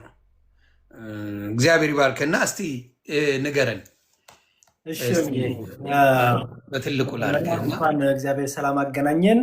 አሜን። ሰሞነ ሕማማት እንኳን እግዚአብሔር በሰላም አደረሰን። ዛሬ እንግዲህ ሮብ ነው። እያንዳንዱ ቀናት በተለይ ሰሞነ ሕማማት ልዩ የሚያደርገው ምንድን ነው ካልከኝ አጽዋማቱ ሁሉ ልዩ በረከት፣ ልዩ ጸጋ አላቸው። ሁሉ ልዩ ጸጋ የሚያሰጡት ምክንያቱም የጾም ጥፋት የለውም። ዮኒዬ እንኳን መንፈሳዊ ዓላማ ይዘህ የምትጾመው ጾም አይደለም። ለዶክተሮች እንኳን ለሰውነት ጤና ጾም ጹም ይላሉ፣ ዳየት አድርግ ይላሉ። መንፈሳዊ ነገር ደግሞ ይዘህ ደግሞ ዓላማ ይዘህ ስትጾመው ደግሞ እንዴት ጸጋ በረከት አያሰጥ? ጌታ እንደተናገረው ነው። ይህ አጋንንት የእንዚ አይነቱ ጋኔን ያለ ጾምና ያለ ጸሎት አያወጣም ብሏል። እና ጾም በጣም ብዙ ጸጋ፣ በጣም ብዙ በረከት አለው። ሐዋርያቱ ራሱ በነገራችን ላይ ዮኒ አገልጋይ ሲሾሙ፣ አገልጋይ ሲተኩ ጾምና ጸሎት ይዙ ነበረ። ጾምና ጸሎት ይዘው መንፈስ ቅዱስን አስፈቅደው እግዚአብሔርን አስፈቅደው ነበረ አገልጋይ የሚሾሙት። እና ጾም በጣም ብዙ ጥቅሞች አሉት። ይሄ እንግዲህ ሲጀመር ይሄ ጾም የጌታ ጾም ይባላል። ጾመ እግዚእ ይባላል። የጌታ ጾም፣ የክርስቶስ ጾም፣ ዋናው ጾም፣ አብይ ጾም፣ የፋሲካ ጾም እያልን እንጠራዋለን። ታውቀዋለህ ስሙን። አብይ ጾም ያልንበት ምክንያት ምንድን ነው? ራሱ ጌታችን የጾመው ስለሆነ የጌታ ጾም ስለሆነ ከሰባቱ አጽዋማት ውስጥ ትልቁ ጾም ዋናው ጾም የሚባለው አብይ ጾም ነው። ስለዚህ አብይ መባሉ ጌታ ራሱ ስለጾመው ነው። ዋና አብይ ማለት በግዕዝ ዋና ማለት ነው። ኦኬ እንግዲህ ሳምንቱ እያንዳንዱ 8 ሳምንት አሉ በዚህ 2 ወር ጾም ውስጥ ሆን እያንዳንዱ እሑድ የየራሱ ስያሜ ያላቸው። ለምሳሌ የመጀመሪያው ስንጀምር ዘወረደ ብለን ነው የጀመርነው። ዘወረደ የሚለው እሑድ የጌታችን መውረድን የጌታችን ስለ እኔ ስለ አንተ ስለ ዓለም ሁሉ ፍቅር ሲል የአዳምና ልጆቹን ከኃጢአት እስራት ሊቤጅ ሊያድን ቤዛ ሊሆን ምትክ ሊሆን ወረደልን። ስለዚህ ዘወረደ ብለን ጀመርም ማለት ነው። ጾሙ ስንጀምር የመጀመሪያ ጾሙ እሑዳ ስትገባ ዘወረደ። እየጻፍኩኝ አባቴ ቆይ ታብታብ አድርጉ መጣ። እሺ ታብታብ እያደረጋችሁ እስከዛ እኔ ዝማሬ ልዘምርላቸው እኔ እስኪመጣ አጭር እግዚአብሔር ስራው ድንቅ ነው፣ ለእኔ ያደረገው ብዙ ነው። እግዚአብሔር ስራው ድንቅ ነው፣ ለእኛ ያደረገው ብዙ ነው። እግዚአብሔር ስራው ድንቅ ነው፣ ለእኛ ያደረገው ብዙ ነው። እግዚአብሔር ስራው ድንቅ ነው፣ ለእኔ ያደረገው ብዙ ነው። አንድም ቀን አስቤ ተጨንቄ ለመኖር አልቻልኩም ተጠንቅቄ። ሁሉን ነገር ለእርሱ ትቼዋለው፣ የነፍሴን እረኛ አመልካለው። እግዚአብሔር ስራው ድንቅ ነው፣ ለእኛ ያደረገው ብዙ ነው። እግዚአብሔር ስራው ድንቅ ነው፣ ለእኔ ያደረገው ብዙ ነው። የዳዬን ደብዳቤ ውድቅ አድርጎ ሕይወቴ ለወጠ ወደ በጎ። እረ እንደ እርሱ ያለ የት ይገኛል? እግዚአብሔር ድንቅ ነው ይደንቀኛል። እግዚአብሔር ስራው ድንቅ ነው፣ ለእኔ ያደረገው ብዙ ነው። እግዚአብሔር ስራው ድንቅ ነው፣ ለእኛ ያደረገው ብዙ ነው። ሳልነግርህ የሚያስፈልገኝን ታውቃለህ፣ ሳልጠይቅ የሚያስፈልገኝን ታውቃለህ። ብቻ ጤና ስጠኝ አልጥፋ ከቤት እንዳገለግል ሳልነግር የሚያስፈልገኝን ታውቃለህ። ሳልጠይቅ የሚያስፈልገኝን ታውቃለህ። ብቻ ጤና ስጠኝ አልጥፋ ከደጅ እንድዘምርልህ። ብቻ ጤና ስጠኝ አልጥፋ ከቤት እንዳገለግል። አሜን። እስክትመጣ ብዬ ነው የኔ። ኧረ በጣም ደስ የሚል መዝሙር ነው። አቋረጥክብኝ። ትንሽ ብጨርሰው ደስ ይላል በእውነት። እንዘምራለን በኋላ ዝማሬ መላእክት ያሰማልን። ለዚህ ነው የመዝሙር ያሬድን ገብታችሁ ዩቲዩብ ላይ በማየት ሼር በማድረግ እንዲሁም ደግሞ በረከቱን በመውሰድ በመዝሙሩ ለበረከት እንጂ ለሽቀላ የሚደረግ አይደለም መዝሙሩ። እግዚአብሔር ያክብርልኝ። በጣም ነው በጣም መዝሙር በጣም ድምፁ የተለየ ነው። እግዚአብሔር ሰጥቶሃል። እንደው በደንብ ብትዘምርበት እንደው እሺ። እኔ ወደ ትምህርታችን እንሂድ። ደስ ይለኛል። እሺ የመጀመሪያው ሳምንት ዘወረደ ነው። ዘወረደ ሳይሆን ግዕዝ ነው። ዘወረደ ይባላል። ዘወረደ ማለት ምን ነው ያልንበት የመጀመሪያውን እሑድ ለምንድን ነው?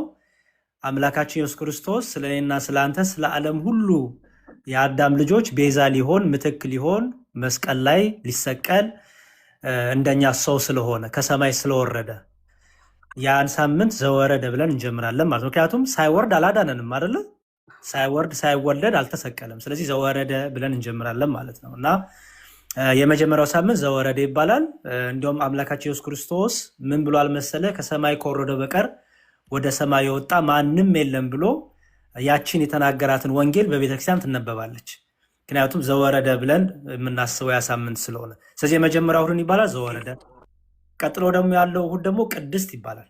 ሁለተኛው እሑድ ደግሞ 8 እሑዶች ነው ያሉት። ዘወረደ፣ ከዛ ደግሞ ቅድስት አለ። ቅድስት እንላታለን ሁለተኛዋን እሑድ ደግሞ። ቅድስት ማለት ደግሞ የተለየች እንደማለት ነው። ለምሳሌ ለሴት ሲነገር ቅድስት፣ ለወንድ ደግሞ ቅዱስ ይባላል አይደለ? ግን አሁን ለቀናትም ይቺ ቀን ትላለህ፣ በሴት አንቀጽ ቀንን ትጠራታለህ። ስለዚህ ቅድስት እናላለን። ቅድስት ደግሞ የተባለበት ምክንያት ለምንድን ነው? አንደኛ በዚህ በቅድስት ቀን እግዚአብሔር ቅዱስ ነውና እኛም ቅዱሳን እንድንሆን እግዚአብሔር ስለጠራን እኛ የምንቀደስበት በቃሉ በወንጌሉ በሚስጥራቱ የምንቀደስበት እንደሆነ ሊቀድሰን እንደመጣ ሊያነጻን እንደመጣ ከቆሻሻችን ሊያጠራን ከኃጢአታችን ሊያጥበን እንደመጣ የምናስብበት ስለሆነ ቅድስት ብለን ያችን እሑድ እንጠራታለን ማለት ነው። ሁለተኛው ደግሞ አምላካችን ኢየሱስ ክርስቶስ ይህችን ጾማት ነው። ስለዚህ ጾምን ቀድሶ ስለሰጠን ያችን ራሱ እሑድ ቅድስት ቀን ወይም ቅድስት እንላታለን ማለት ነው። ስለዚህ ልክ ከቅድስት ጀምሮ ነው እንግዲህ 40 ጾሙ በደንብ የሚጀምረው ማለት ነው። ስለዚህ ቅድስት ትባላለች ያቺ እሑድ ማለት ነው። ውስጡ ብዙ ትምህርት አለው፣ ግን በአጭር ስያሜዎቹ ብቻ ልንገር ብዬ ነው። ዘወረደ አለን፣ ቅድስት አለን። ሶስተኛው እሑድ ደግሞ ምኩራብ ይባላል። ምኩራብ ይባላል። የዐቢይ ጾም ሶስተኛው ሳምንት ምኩራብ ይባላል።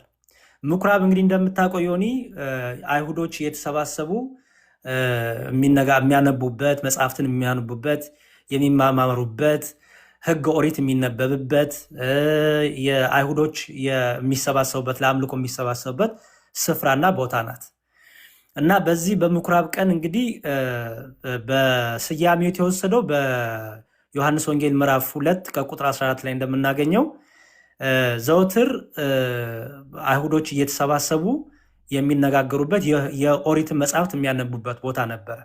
ኦኬ።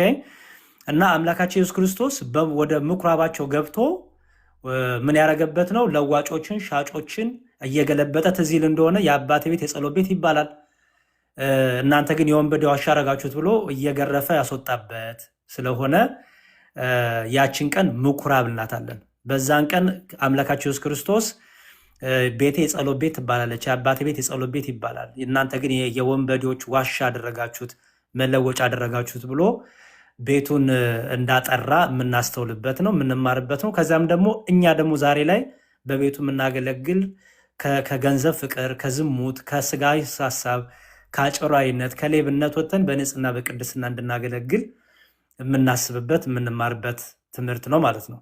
ይሄ ምኩራብ ይባላል ሶስተኛው። ከዛ አራተኛው ደግሞ መጻጉዕ አለ። መጻጉዕ ይባላል። መጻጉዕ ይሄ አራተኛው ሳምንት ነው። የዐቢይ ጾም አራተኛው ሳምንት ነው። በዮሐንስ ወንጌል ምዕራፍ 5 ከቁጥር 1 ጀምሮ እንደምናነበው በቤተ ሳይዳ መጠመቂያ የነበረባት 5 በሮች የነበራት በሽተኞች፣ ህመምተኞች፣ ድውይ ያለባቸው የሚተኙባት አንድ መጠመቂያ ቦታ ነበረች እና በዛ መጠመቂያ ቦታ ላይ አንድ ሰው ተኝቶ ጌታ ሄዶ ፈውሷል። ትዝ ይል እንደሆነ ዮኒ መጻጉዕ ይባላል ያ ቀን። መጻጉዕ በጣም የምወደው ቦታ ነው እሱ። የሚገርመ መጠመቂያ ራሱ ለምን ኦርቶዶክስ እንዳላት የሚገልጽ እንትን ነው እና ከዛ ኢየሱስ ክርስቶስ መጥቶ 38 ዓመት በአልጋ የተኛውን ተነሳ ያለው እውነት ነው። ያንን እንግዲህ መጻጉዕ እንለዋለን። መጻጉዕ ማለት በሽተኛ እንደማለት ነው። ህመምተኛ፣ ድውይ ያለበት እንደማለት ነው እና በዚህ ቀን ደግሞ ምንድነው ትልቁ የምንማረው አምላካችን ኢየሱስ ክርስቶስ ያን በሽተኛ ከደዌው እንዳስነሳው፣ አልጋን ተሸክመ ሂድ እንዳለው። ኦኬ። ከዚሁ ደግሞ ታሪክ ደግሞ ዛሬ ደግሞ እኛ በልዩ ልዩ ደዌ ያለን፣ በልዩ ልዩ በሽታ የተያዘን ተስፋችን ክርስቶስ እንደሆነ፣ ፈዋሻችን ክርስቶስ እንደሆነ፣ ሐኪማችን ክርስቶስ እንደሆነ፣ የስጋም የነፍስም ቁስላችን የሚፈውስ ክርስቶስ ኢየሱስ እንደሆነ የምንሰብክበት ለበሽተኞች የሚጸለይበትም ቀን ነው በነገራችን ላይ። ምክንያቱም በዚህ ቀን ጌታ በሽተኞች የፈወሰበት ቀን ስለሆነ ማለት ነው እና ይሄንን እንግዲህ በዛ ዕለት በሽተኞች ክርስቶስ ለበሽተኛው ተስፋ እንደሆነው ዛሬም በበሽታ በአልጋ በየሆስፒታሉ በየጸበል ቤቱ በየመንገዱ ለወደቁ ክርስቶስ ተስፋቸው ነው፣ መድኃኒታችሁ ነው፣ ሐኪማችሁ ዶክተራችሁ ክርስቶስ ነው እያልን ይህንን ፈዋሽነቱን ኢየሱስ ማለት መድኃኒት ስለሆነ መድኃኒትነቱን የምናስተምርበት ሳምንት ናት ያቺ ሳምንት፣ አራተኛው ሳምንት። ከዛ አምስተኛው ሳምንት ደብረ ዘይት ይመጣል። ደብረ ዘይት ወይም እኩለ ጾም እንለዋለን። ደብረ ዘይት ይባላል ወይም እኩለ ጾም ይባላል። ወይም የጾሙ እኩል ማለት ነው። በቃ ከዛ በኋላ እንግዲህ የቀረው 4 ሳምንት ይሆናሉ ማለት ነው። ደብረ ዘይት የተባለበት ምክንያት ለምንድን ነው? አምላካችን መድኃኒታችን ኢየሱስ ክርስቶስ በዚህ በማቴዎስ ወንጌል ምዕራፍ 24 ከቁጥር 1 ጀምሮ ሙሉን ስታነበው፣ በተለይ ደግሞ ከቁጥር 3 ዝቅ ብለች ስትጀምር ደብረ ዘይት ወደምትባል ተራራ ወደ ከፍ ወዳለ ተራራ ወሰዳቸው ሐዋርያቱ። ደብር ማለት ተራራ ማለት ነው። ዘይት በዛ ተራራ ላይ ዘይትን የሚሰጡ ወይም ሲጨመቁ ዘይት የሚወጣቸው አትክልቶች ወይም ደግሞ እንጨት ወይም ዛፍ ነበር።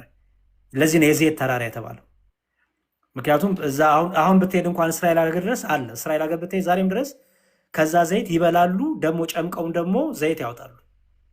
ኦኬ ወደ ደብረ ዘይት ወደ ተራራ ነው የወሰዳቸው፣ ከፍ ወዳለው ወደ ይሄ የዘይት ጫካ ወዳለበት የዘይት ግንድ ወይም ዛፍ ወዳለበት ነው የወሰዳቸው። ወደዛ ወስዶ አምላካችን ኢየሱስ ክርስቶስ ይሄ የደብረ ዘይት በስተ ምስራቅ በኩል የሚገኝ ነው በነገራችን ላይ እና በወይራ ዛፎች የተሸፈነ ቦታ ነው። የወይራ ዛፍ የተሸፈነ ነው እና ጌታችን ኢየሱስ ክርስቶስ በዚህ ቦታ ላይ ብዙ ሚስጥራት ነግሯቸዋል። ብዙ ነገር ነግሯቸዋል። በነገራችን ላይ ዮኒ አምላካችን ኢየሱስ ክርስቶስ ጥቂት ቦታዎች ላይ ሐዋርያትን ወደ ተራራ ወስዷል። ጥቂት ቦታዎች ላይ ህዝቡን ወደ ታች ተውና ሐዋርያትን ብቻ ወደ ተራራ ይወስዳል። አይተ ከሆነ ህዝቡን ወደ ተራራ ወስዶ ያቅም ጌታ ወደ ተራራው እታች ላይ ህዝቡን ይተዋል። ወደ ተራራው ላይ ግን ሐዋርያትን ይወስዳቸው ነበር። ኦኬ ወደ ተራራው ለምንድን ነው? በተለይ አሁን ለምሳሌ ማቴዎስ ወንጌል ምዕራፍ 5 ምዕራፍ 6 ምዕራፍ 7 አንቀጸ ብፁዓን ይባላል። እንደዚህ የሚያደርጉ ብፁዕ ናቸው የሚለው ትዝ ይልሃል። የተራቡ ብፁዓን ናቸው። አሁን ይሄንን ሲነግራቸው ወደ ተራራ ውስጥ ነው የነገራቸው። ወደ ተራራ የሚወጣው የቻለ አይደለ፣ የበረታ የጠነከረ አይደለ ተራራ የሚወጣው። ተራራ ደግሞ ከወጣ በኋላ ደግሞ ረፍት አደርጋል አይደለ፣ ቁጭ ትላለ እና ደግሞ ተራራ ላይ የሚረብሽ ነገር የለም አይደል። ስለዚህ ሐዋርያቱን በጣም እንዲያስተውሉ እንዲጠብቁ አደራ መስጠት ሲፈልግ ወደ ተራራ ይወስዳቸው ነበረ ጌታ። ተራራ የቤተክርስቲያን ምሳሌ ናት። ኦኬ ተራራ ዛሬም እየገሰገስን እየሮጥን እየሄድን የምንጽናናባት ከዓለሙ ጫጫታ ከዓለሙ ረብሻ ወጥተን ወደ ቤተክርስቲያን ሄደን ሰላምን፣ ፍቅርን፣ እርጋታን፣ መንፈሳዊ ሀብት፣ ጸጋ የምናገኝባት ቤተክርስቲያን ናት። በተራራ ትመሰላለች ቤተክርስቲያን። በደብረ ዘይት ተራራ ጌታችን ኢየሱስ ክርስቶስ አምላክነቱን የተናገረበት ዳግም እንደሚመጣ ደግሞ የተናገረበት ከመምጣቱ በፊት ደግሞ አጭበርባሪዎች፣ ሐሰተኛ ነቢያቶች ኢየሱስ ነን እያሉ የሚመጡ ክርስቶስ በዚህ አለ፣ ክርስቶስ በዛ አለ እያሉ የሚያጭበረብሩ እንዳይመጡ፣ በዚህ ደግሞ እንዳንሸበር፣ ጦርነት እንደሚመጣ፣ ክርስቲያኖች እንደሚገደሉ፣ መከራ እንደሚበዛ፣ ቸነፈሩ፣ ረሃቡ፣ ልዩ ልዩ ነገር በየዓለሙ እንደሚሰማ አሁን የምናየው ማለት ነው ዓለም ላይ ይሄ ሁሉ እንደሚመጣ ጌታ ይሄንን ስትሰሙ አስተውሉ፣ ትዕግስት አድርጉ፣ እንዳደነግጡ ብሎ ያጽናናበት ይሄ ሊሆን ግድ ነው ያለበት። እንዲሁም በጣም ደስ የሚል ቃል አለ። እኔ ሳነበው የሚያጽናናኝ ቃል እዛው ማቴዎስ ወንጌል ምዕራፍ 24 ላይ የሚላል መሰለ ዮኒ፣ እኛ እግዚአብሔር ስለ ቅዱሳኑ ይለመናል፣ እግዚአብሔር ስለ ቅዱሳኑ ይራራል፣ የአብርሃም የይስሐቅ አምላክ ስንለው ይሰማናል፣ ይራራልናል፣ እግዚአብሔር ስለተመረጡት ብሎ መከራችንን ያሳጥርልናል የምንለው አንደኛው ጥቅስ እዚህ ላይ አለ። ምን ይላል መሰለ? እዚሁ በማቴዎስ ወንጌል ምዕራፍ 24 ላይ ምን ይላል መሰለ? ቁጥር 22 እንዲህ ይላል። ከቁጥር 1 ልጀምር። በዚያን ጊዜ ከዓለም መጀመሪያ ጀምሮ እስከ ዛሬ ድረስ ያልሆነ እንግዲህም ከቶ የማይሆን ታላቅ መከራ ይሆናል አለና ቁጥር 2 ላይ እነዚያስ ቀኖችስ ባያጥሩ ሥጋ የለበሰ ሁሉ ባልዳነም ነበር። ነገር ግን እነዚያ ቀኖች ስለተመረጡት ሰዎች ይላል። አየው፣ ስለተመረጡት ሰዎች ያጥራሉ ይላል። አየው፣ መከራው እንኳን የሚያጥረው እግዚአብሔር ስለወደዳቸው ቅዱሳኑ ስለመረጣቸው ቅዱሳኑ ብሎ መከራችንን እንኳን እንዲያጥር ያደርገዋል። አየው፣ የእግዚአብሔር ምርጦች አሉ። የተመረጡት የተባሉት የእግዚአብሔር ምርጦች ምን ያደረጉ? ክርስቶስን የመሰከሩ። አሁን እነ እስጢፋኖስን ብታይ የክርስቶስ ምርጦች ናቸው። ምክንያቱም እስጢፋኖስ ወጣት ነው። እንዲሁም እኔ እናንተ አይ ቲንክ በእድሜ እንበልጠው ይሆናል። ወጣት ነው እስጢፋኖስ። ኦኬ፣ አላሳሳውም ወጣትነት። በድንጋይ ትወገራለህ ይውገሩኝ ያለው ክርስቶስን በመስበኩ ያ ድንጋይ ሩምታ ሲወርድበት ምንም ነቅነቅ አላለም። ወጣትነቱ አላሳሳውም። አየ፣ እንደዚህ ክርስቶስን በደማቸው በስጋ በነፍሳቸውም ተማምነው በስጋ በነፍሳቸው ክርስቶስን መስክረው ያለፉ የክርስቶስ ምርጦች ይባላሉ። አየ፣ እግዚአብሔር ስለ አብርሃም፣ ስለ ይስሐቅ፣ ስለ ያዕቆብ ተብሎ ሲለመን እግዚአብሔር ደስ ይሰኛል። ባይዘወይ እንዲሁም የሚላም መሰል መጽሐፍ ቅዱሳችን እግዚአብሔር ሲጠራባቸው አያፍርባቸውም ይላል። አንተ ማን ነህ ሲሉት እኮ እግዚአብሔር እኔ የአብርሃም እኔ የይስሐቅ እኔ ያዕቆብ አምላክ ነኝ ይል ነበር። የሚገርም ማን ነህ ሲሉት እግዚአብሔር እኔም ብቻ አይልም። እኔ የአብርሃም አምላክ እኔ የይስሐቅ አምላክ እኔ የያዕቆብ አምላክ ነኝ ይላል እግዚአብሔር። ሲጠራባቸው ራሱ እግዚአብሔር ይኮራባቸዋል። እና እነዚህ ስለተመረጡት ሰዎች የመከራ ቀኖች ያጥራሉ። በነገራችን ላይ ለዚህ ነው ስለ ቅዱሳን ብለህ ስለመረጥካችሁ ብለህ ተለመነን ጌታዊ ማረን የምንለው ማለት ነው። አየህ፣ እሺ እንቀጥል። ስለዚህ የአራተኛው ሳብ እንግዲህ የእኩሌታው ምን አለው ማለት ነው? ደብረ ዘይት አለው ማለት ነው። ስለዚህ ደብረ ዘይት ላይ ጌታ እንደሚመጣ ይነገራል። እንድንዘጋጅ ተዘጋጅተን ንስሐ ገብተን በንጽህና በቅድስና ዛሬ ሊመጣ ይችላል። አየህ፣ አሁን ድንገት እንዲህ እየተናገርን ጌታ ሊመጣ ይችላል። ስለዚህ ጌታ ምን ያለበት ነው? እንደ ሌባ እመጣባችኋለሁ ያለበትም ነው። ስለዚህ ተዘጋጅታችሁ ጠብቁ ያለበት። ስለዚህ በዚህ ቀን መዘጋጀት እንዳለብን፣ ንስሐ መግባት እንዳለብን፣ ቂም በቀል ከልባችን መውጣት እንዳለበት፣ በሃይማኖት በምግባር በክቡር ስጋ በክቡር ደሙ መታተም እንዳለብን፣ እነዚህን ሁሉ ቤተክርስቲያን ልጆቿን የምታሳስብበት ነው። ደብረ ዘይት ልዩ ቀን ነው እና እንዲሁም በጣም እግዚአብሔር እሰ ገሃደ ይመጽእ የሚል በጣም ደስ የሚል ምስባክ አለ። ልበልልህ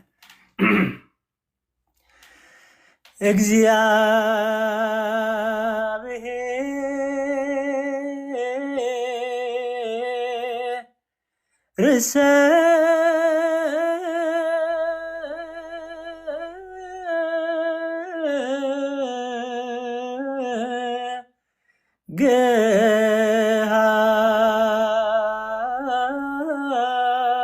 ገሃደ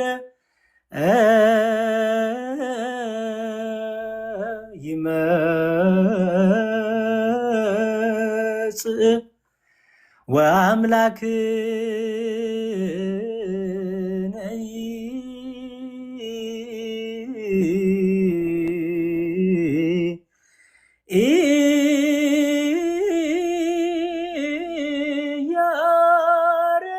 ኢያረም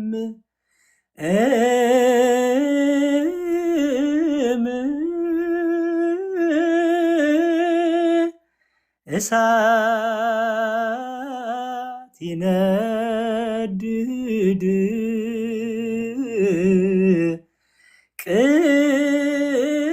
ቅድሜሁ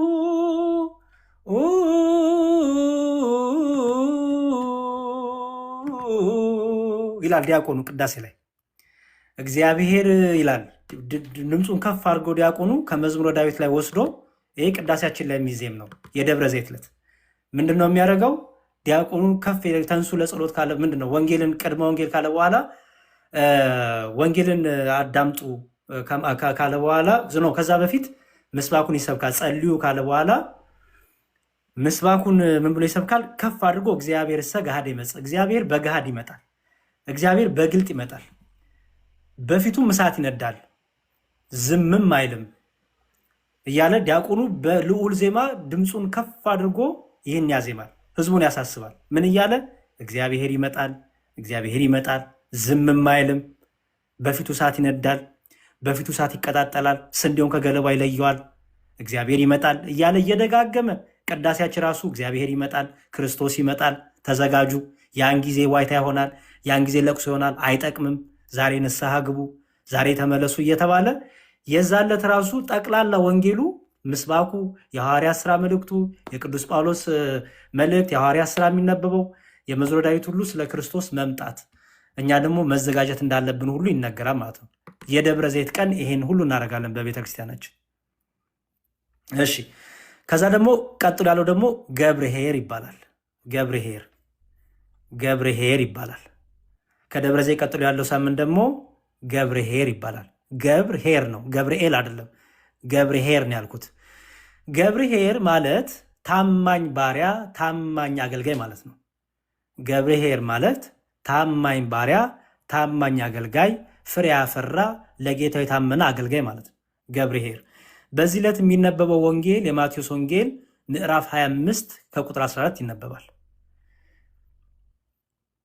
በዕለቱ ሙሉን ሳምንት ክርስቲያኖች እንዴ ጥቅሱን የማቴዎስ ወንጌል ምዕራፍ 24 ከቁጥር 14 ኦኬ፣ እዛው ላይ ነን ማለት ነው። ምዕራፍ 25 ከቁጥር 14 ምዕራፍ 25 ከቁጥር 14 አዎ፣ እንዳለ መጽሐፍ ቅዱሳዊ እንደሆነ እንድትረዱት በሚል ነው። ስሙ በደንብ እያንዳንዱ ከመጽሐፍ ቅዱስ ውጭ እንዳልሆነን በዚህ አጋጣሚም እንድታውቁት ነው። ቀጥልልኝ ያሬዶ እየተባረክ። እሺ። እና አንድ ሰው አገልጋዮቹን ይጠራና ሰራተኞቹን ጠርቶ ለአንዱ 1 መክሊት፣ ለአንዱ 5፣ ለአንዱ 2 መክሊት ገንዘብ ሰጥቶ ይሄዳል ወደ ሩቅ አገር። ከዛ ተመልሶ ሲመጣ እነዛ አንድ የተሰጠው ቀብሮት ፍሬ ሳያፈራ ሳይነግድበት ሳይለውጥበት፣ 5 የተሰጡ ደግሞ 10 አድርጎ 2 የተሰጡ ደግሞ 2 እጥፍ አድርጎ አመጣ። ስለዚህ እነዚህ ምን አላቸው? እናንተ ታማኝ ባሪያዎች አላቸው። አየህ፣ ታማኝ አገልጋዮች አላቸው። ገንዘቡን አትርፈው አብዝቶ የጠበቁትን። ኦኬ፣ እነዚህ ገብርኄር ይባላሉ ማለት ነው። ስለዚህ በገብርኄር ሳምንቱን ሙሉ ክርስቲያኖች በተሰጣቸው ጸጋ በተሰጣቸው መክሊት ፍሬ ማፍራት እንዳለባቸው፣ ኦኬ፣ መትጋት እንዳለባቸው፣ ሩጫ ሜዳ ላይ ስላሉ መሮጥ እንዳለባቸው፣ ኦኬ፣ ዕለት ዕለት ክርስቶስን በመምሰል ሕይወት መኖር እንዳለባቸው፣ ፍቅርን፣ ትህትናን፣ በጎነትን፣ ርኅራኄን፣ የዋህነትን፣ አስተዋይነትን፣ ጥበብን እነዚህን ገንዘብ እንዲያደርጉ፣ ፍሬ የማያፈራው ዛፍ ስለሚቆረጥ ፍሬ ደግሞ ለማፍራት መንፈስ ቅዱስ ሲነግረን፣ መንፈስ ቅዱስ ሲገስጸን፣ በቃሉ ሲያስተምረን፣ በቅዳሴው ሲያስተምረን፣ በጸሎቱ ሲያስተምረን ልባችንን ከፍተን እሺ ብለን ፍሬ እንድናፈራ እንማራለን ማለት ነው። እና በዚህ ቀን እንግዲህ ፍሬ ስለማፍራት ክርስቶስ እኔ የክርስቶስ ነኝ፣ ኢየሱስ ጌታ ነው ማለት ብቻ ሳይሆን ኢየሱስ ጌታ ነው ያለ ሰው ደግሞ የክርስቶስን ሕይወት መኖር እንዳለበት፣ እኔ ክርስቲያን ነኝ ማለት ብቻ ሳይሆን ኦርቶዶክሳዊ ክርስቲያናዊ ሕይወት መኖር እንዳለበት፣ እኔ እኮ በመስቀሉ የዳንኩ ነኝ ብሎ ብቻ መፎከር ሳይሆን በመስቀሉ እንደዳነ ሰው መኖር መመላለስ እንዳለብን የምንማርበት ትልቅ ትምህርት ነው እና ገብርኄር ይባላል። በጎ አገልጋይ፣ ታማኝ ባሪያ፣ በጎ ሰራተኛ እንደማለት ነው። የዚህ ተቃራኒ ደግሞ ሀኬተኛ ይባላል አይደለ? ሰነፍ ይባላል። ገብረ ሀካ ይባላል። የዚህ ተቃራኒው የገብርኄር ተቃራኒ ገብረ ሀካ ይባላል። ገብረ ሀካ ደግሞ ሀኬተኛ ማለት ነው። አንድ ሰው ሀኬተኛ ስትል ሰነፍ እያልከው ነው አይደለ? ስለዚህ ሀኬተኛ ደግሞ አለ። ምንም የሚያደርግ ምንም ፍሬ የማያፈራ ዝም ብሎ በቃ ነኝ እያለ የሚያወራ ክርስትና የሚወራ ሳይሆን የሚኖር ነው። ሐዋርያቱ በወሬ አይደለም ጊዜያቸው አለቀው። ዮኒ ሐዋርያቱ በሰማዕትነት ነው፣ በፍሬ ነው። እንዴ እነ ቅዱስ ጳውሎስ እኮ ቅዱስ ጳውሎስ ከመጣበት ሰዓት ጀምሮ እኮ ወደ ክርስቶስ ተመችቶት እኮ አያውቅም። ሲታሰር ሲደበደብ እየዘመረ ሲገባ ጳውሎስ እና ሲላስ እንዲሁም አላስተረፉትም እንጂ እንዴ ደግሞ ግን እየዘመሩ ደስ እየተሰኙ ምክንያቱም እስር ቤት ቀጥቅጠው አስገብሰዋቸው ቅዱስ ጳውሎስ ገብተው ይዘምራሉ። ቅዱስ ጳውሎስ ብዙ መልእክቱን የጻፈው እስር ቤት ነው። ምክንያቱም ውጭማ ስብከት ላይ ነው። እስር ቤት ግን ጊዜ ስላገኘ አትሊስት እያስተማርን ደግሞ ይጽፍም ነበር። ብዙዎቹን መልእክቶቹን ከእስር ቤት ነበር የሚጽፈው እና በቃ የሐዋርያቱን ህይወት ስታየው የተንደላቀቀ ዝም ብሎ የምቾት የዝላ ህይወት አይደለም። በመከራ በህማማቸው ደስ እየተሰኙ በሚደርስባቸው ነገር ሁሉ ፍሬ እያፈሩ ክርስቶስን እየመሰሉ ሲወግሯቸው ሲደበድቧቸው የሚያደርጉትን አያውቁም ይቅር በሉ እያሉ እና ገብርኄር የሚለው ሳምንት መክሊታችንን ተጠቅመን ጸጋችንን ተጠቅመን ፍሬ ስለማፍራት እንማራለን ማለት ነው። ከዛ ቀጥሎ ደግሞ ያለው ኒቆዲሞስ ይባላል። ኒቆዲሞስ ይባላል። ይሄ ደግሞ 7ኛው ሳምንት ነው። ኒቆዲሞስ ይባላል። ኒቆዲሞስ ይሄ ደግሞ የዮሐንስ ወንጌል ምዕራፍ 3 ላይ የምናገኘው ነው። አንድ የአይሁድ መምህር የሆነ ወደ ጌታ መጥቶ በማታ ሲማር ነበረ እና ወደ ጌታ መጥቶ ጌታ የማታው ተማሪ ይባላል። በቤተክርስቲያናችን አስተምሮ የማታው ተማሪ ይባላል። ማታ ማታ ነበር ደብረውን የማታ ተማሪ ይለዋለሁ። ኤክስቴንሽን ስቱደንት ነው እና ኒቆዲሞስ የማታው ተማሪ ነው። ማታ ማታ እየመጣ ከጌታ እግር ስር ቁጭ ብሎ ይማር ነበር። ኒቆዲሞስ ማታ ማታ የመጣበት ምክንያት ቀን ቀን ላይ ከእርሱ ጋር ቢታይ የሚደርስበትን ነገርም ስለሚሰጋ፣ ግን ከኒቆዲሞስ በጣም ብዙ የምንማረው ነገር አለ። ኒቆዲሞስ እውቀት ብቻ አይደለም ገንዘብም አለው። ባይዘወይ እውቀትም አለው፣ ጥበበኛ ነው፣ የተማረ ነው፣ ገንዘብም አለው እና ደግሞ ስልጣንም አለው። 3 ነገሮችን ያለው ነው ኒቆዲሞስ፣ ስልጣን፣ ገንዘብና እውቀት። ለዚህ ነው ጌታ አንተ የአይሁድ መምህር ስትሆን ይህን አታውቅምን ሲለው የነበረው። አየህ፣ አዋቂ ስለሆነ አዋቂነት አለው፣ ገንዘብ አለው፣ ስልጣን አለው። አይተህ ከሆነ ብዙ ጊዜ እኛ ሰዎች ስልጣን ቢኖረ ወይ ገንዘብ የለንም፣ ወይ ገንዘብ ቢኖረ አዋቂዎች አይደለንም። ኒቆዲሞስ ግን 3ቱንም የነበረው ነው። 3ቱንም ግን ኖሮት ግን አልተወጣጠርም። ትዕቢተኛ አልነበረም፣ ትምክተኛ አልነበረም፣ ኢጎ የለበትም። አየህ፣ ዝቅ ብሎ ከጌታ እግር ስር ይማር ነበረ እና ኒቆዲሞስ ጌታን የጠየቀው ምንድን ነው? ጌታ ዳግመኛ ካልተወለድክ ወደ እግዚአብሔር መንግስት አገባም ሲለው ኒቆዲሞስ ምን አለ? እንዴ እኔ እኮ አሁን ትልቅ ሰው ነኝ፣ ወደ እናቴ ማህፀን ድጋሚ እንዴት ነው የምገባው አለ። ከዛ ጌታ ምን አለው? እንዴ አንተ የአይሁድ መምህር ስትሆን ይሄን አታውቅም አለው። ይሄ እንዴት አታስተውልም አለው። እንዴት የምናገረው አይገባም አለው። እና ከውሃና ከመንፈስ ካልተወለደ በስተቀር ማንም ወደ እግዚአብሔር መንግስት አይገባም ብሎ ጌታ ያጸናበት፣ ጥምቀትን ያጸናበት፣ ከውሃና ከመንፈስ መወለድ አስፈላጊ ግዴታ እንደሆነ ያጸናበት ትምህርት ነውና አንዴ ድገማት እዛ ጋር የዮሐንስ ወንጌል ላይ አጽንቶ የተናገረው ጌታ ኢየሱስ ክርስቶስ ምን የሚለውን ነው?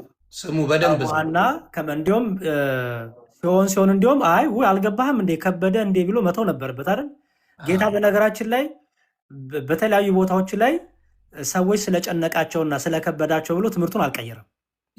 እሱ ምንድነው? አንደኛው ከውሃና ከመንፈስ መወለድ ላይ አልቀየረም። ኒቆዲሞስ ከበደው እንዴ ምሳሌ ነው ልበለው እንዴ አላለም ጌታ። በቃ ካልተወለድክ የእግዚአብሔር መንግስት አትገባም ብሎ ከውሃና ከመንፈስ ብሎ እርግጥ አድርጎ ነግሮታል።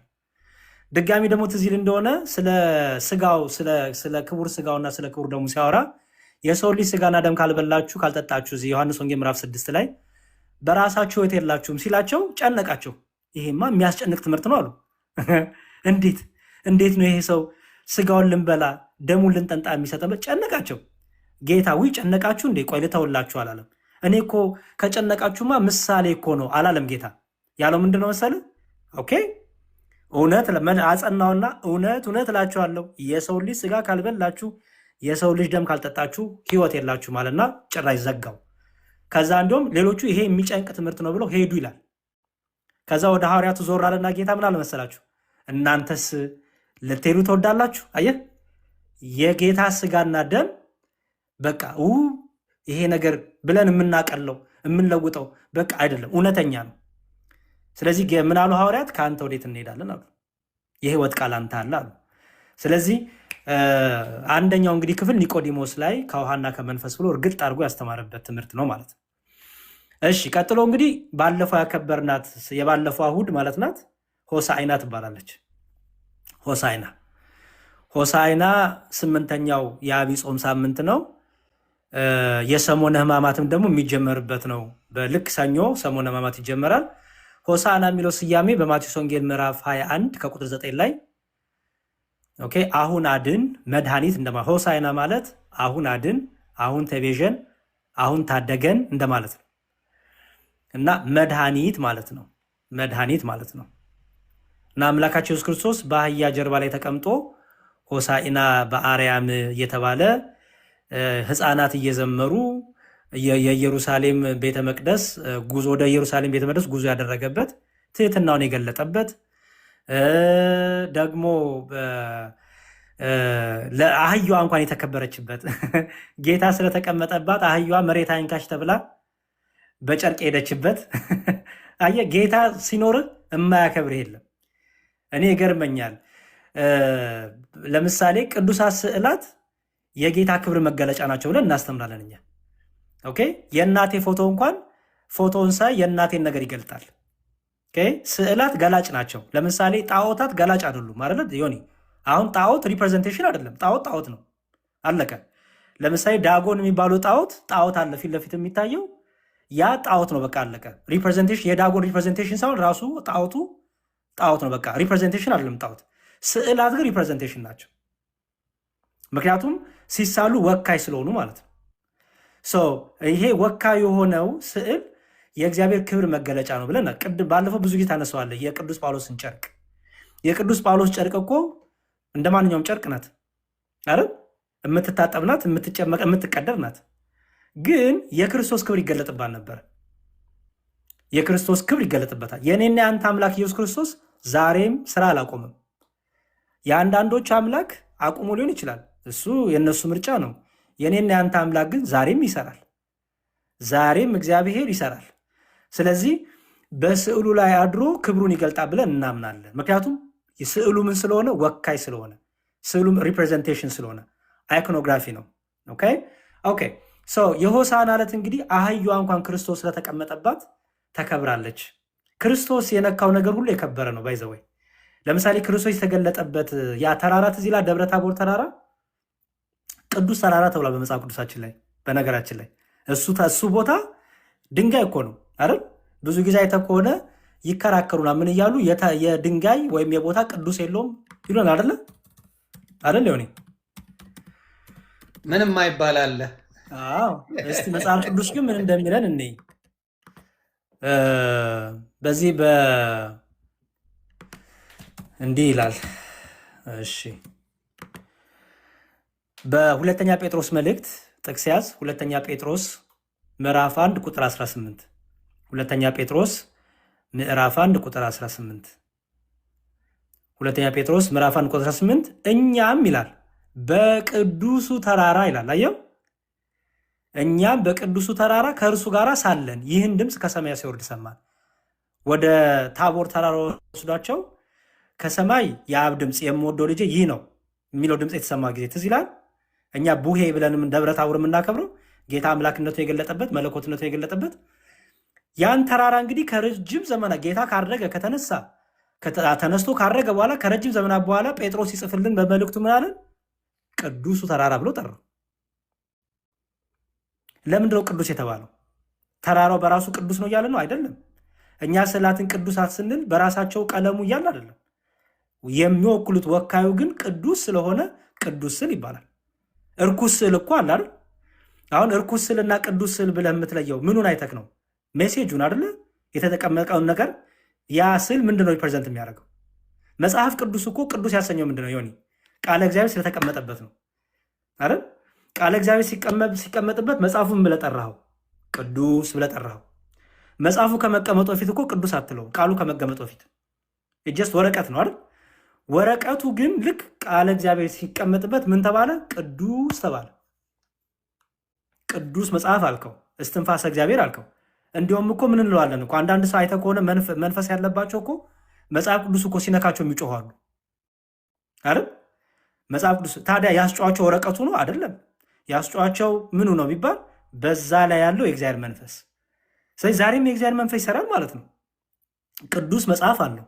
ስዕላትን ምንድነው የምንላቸው? ቅዱሳት ስዕላት የምንላቸው ለምንድን ነው?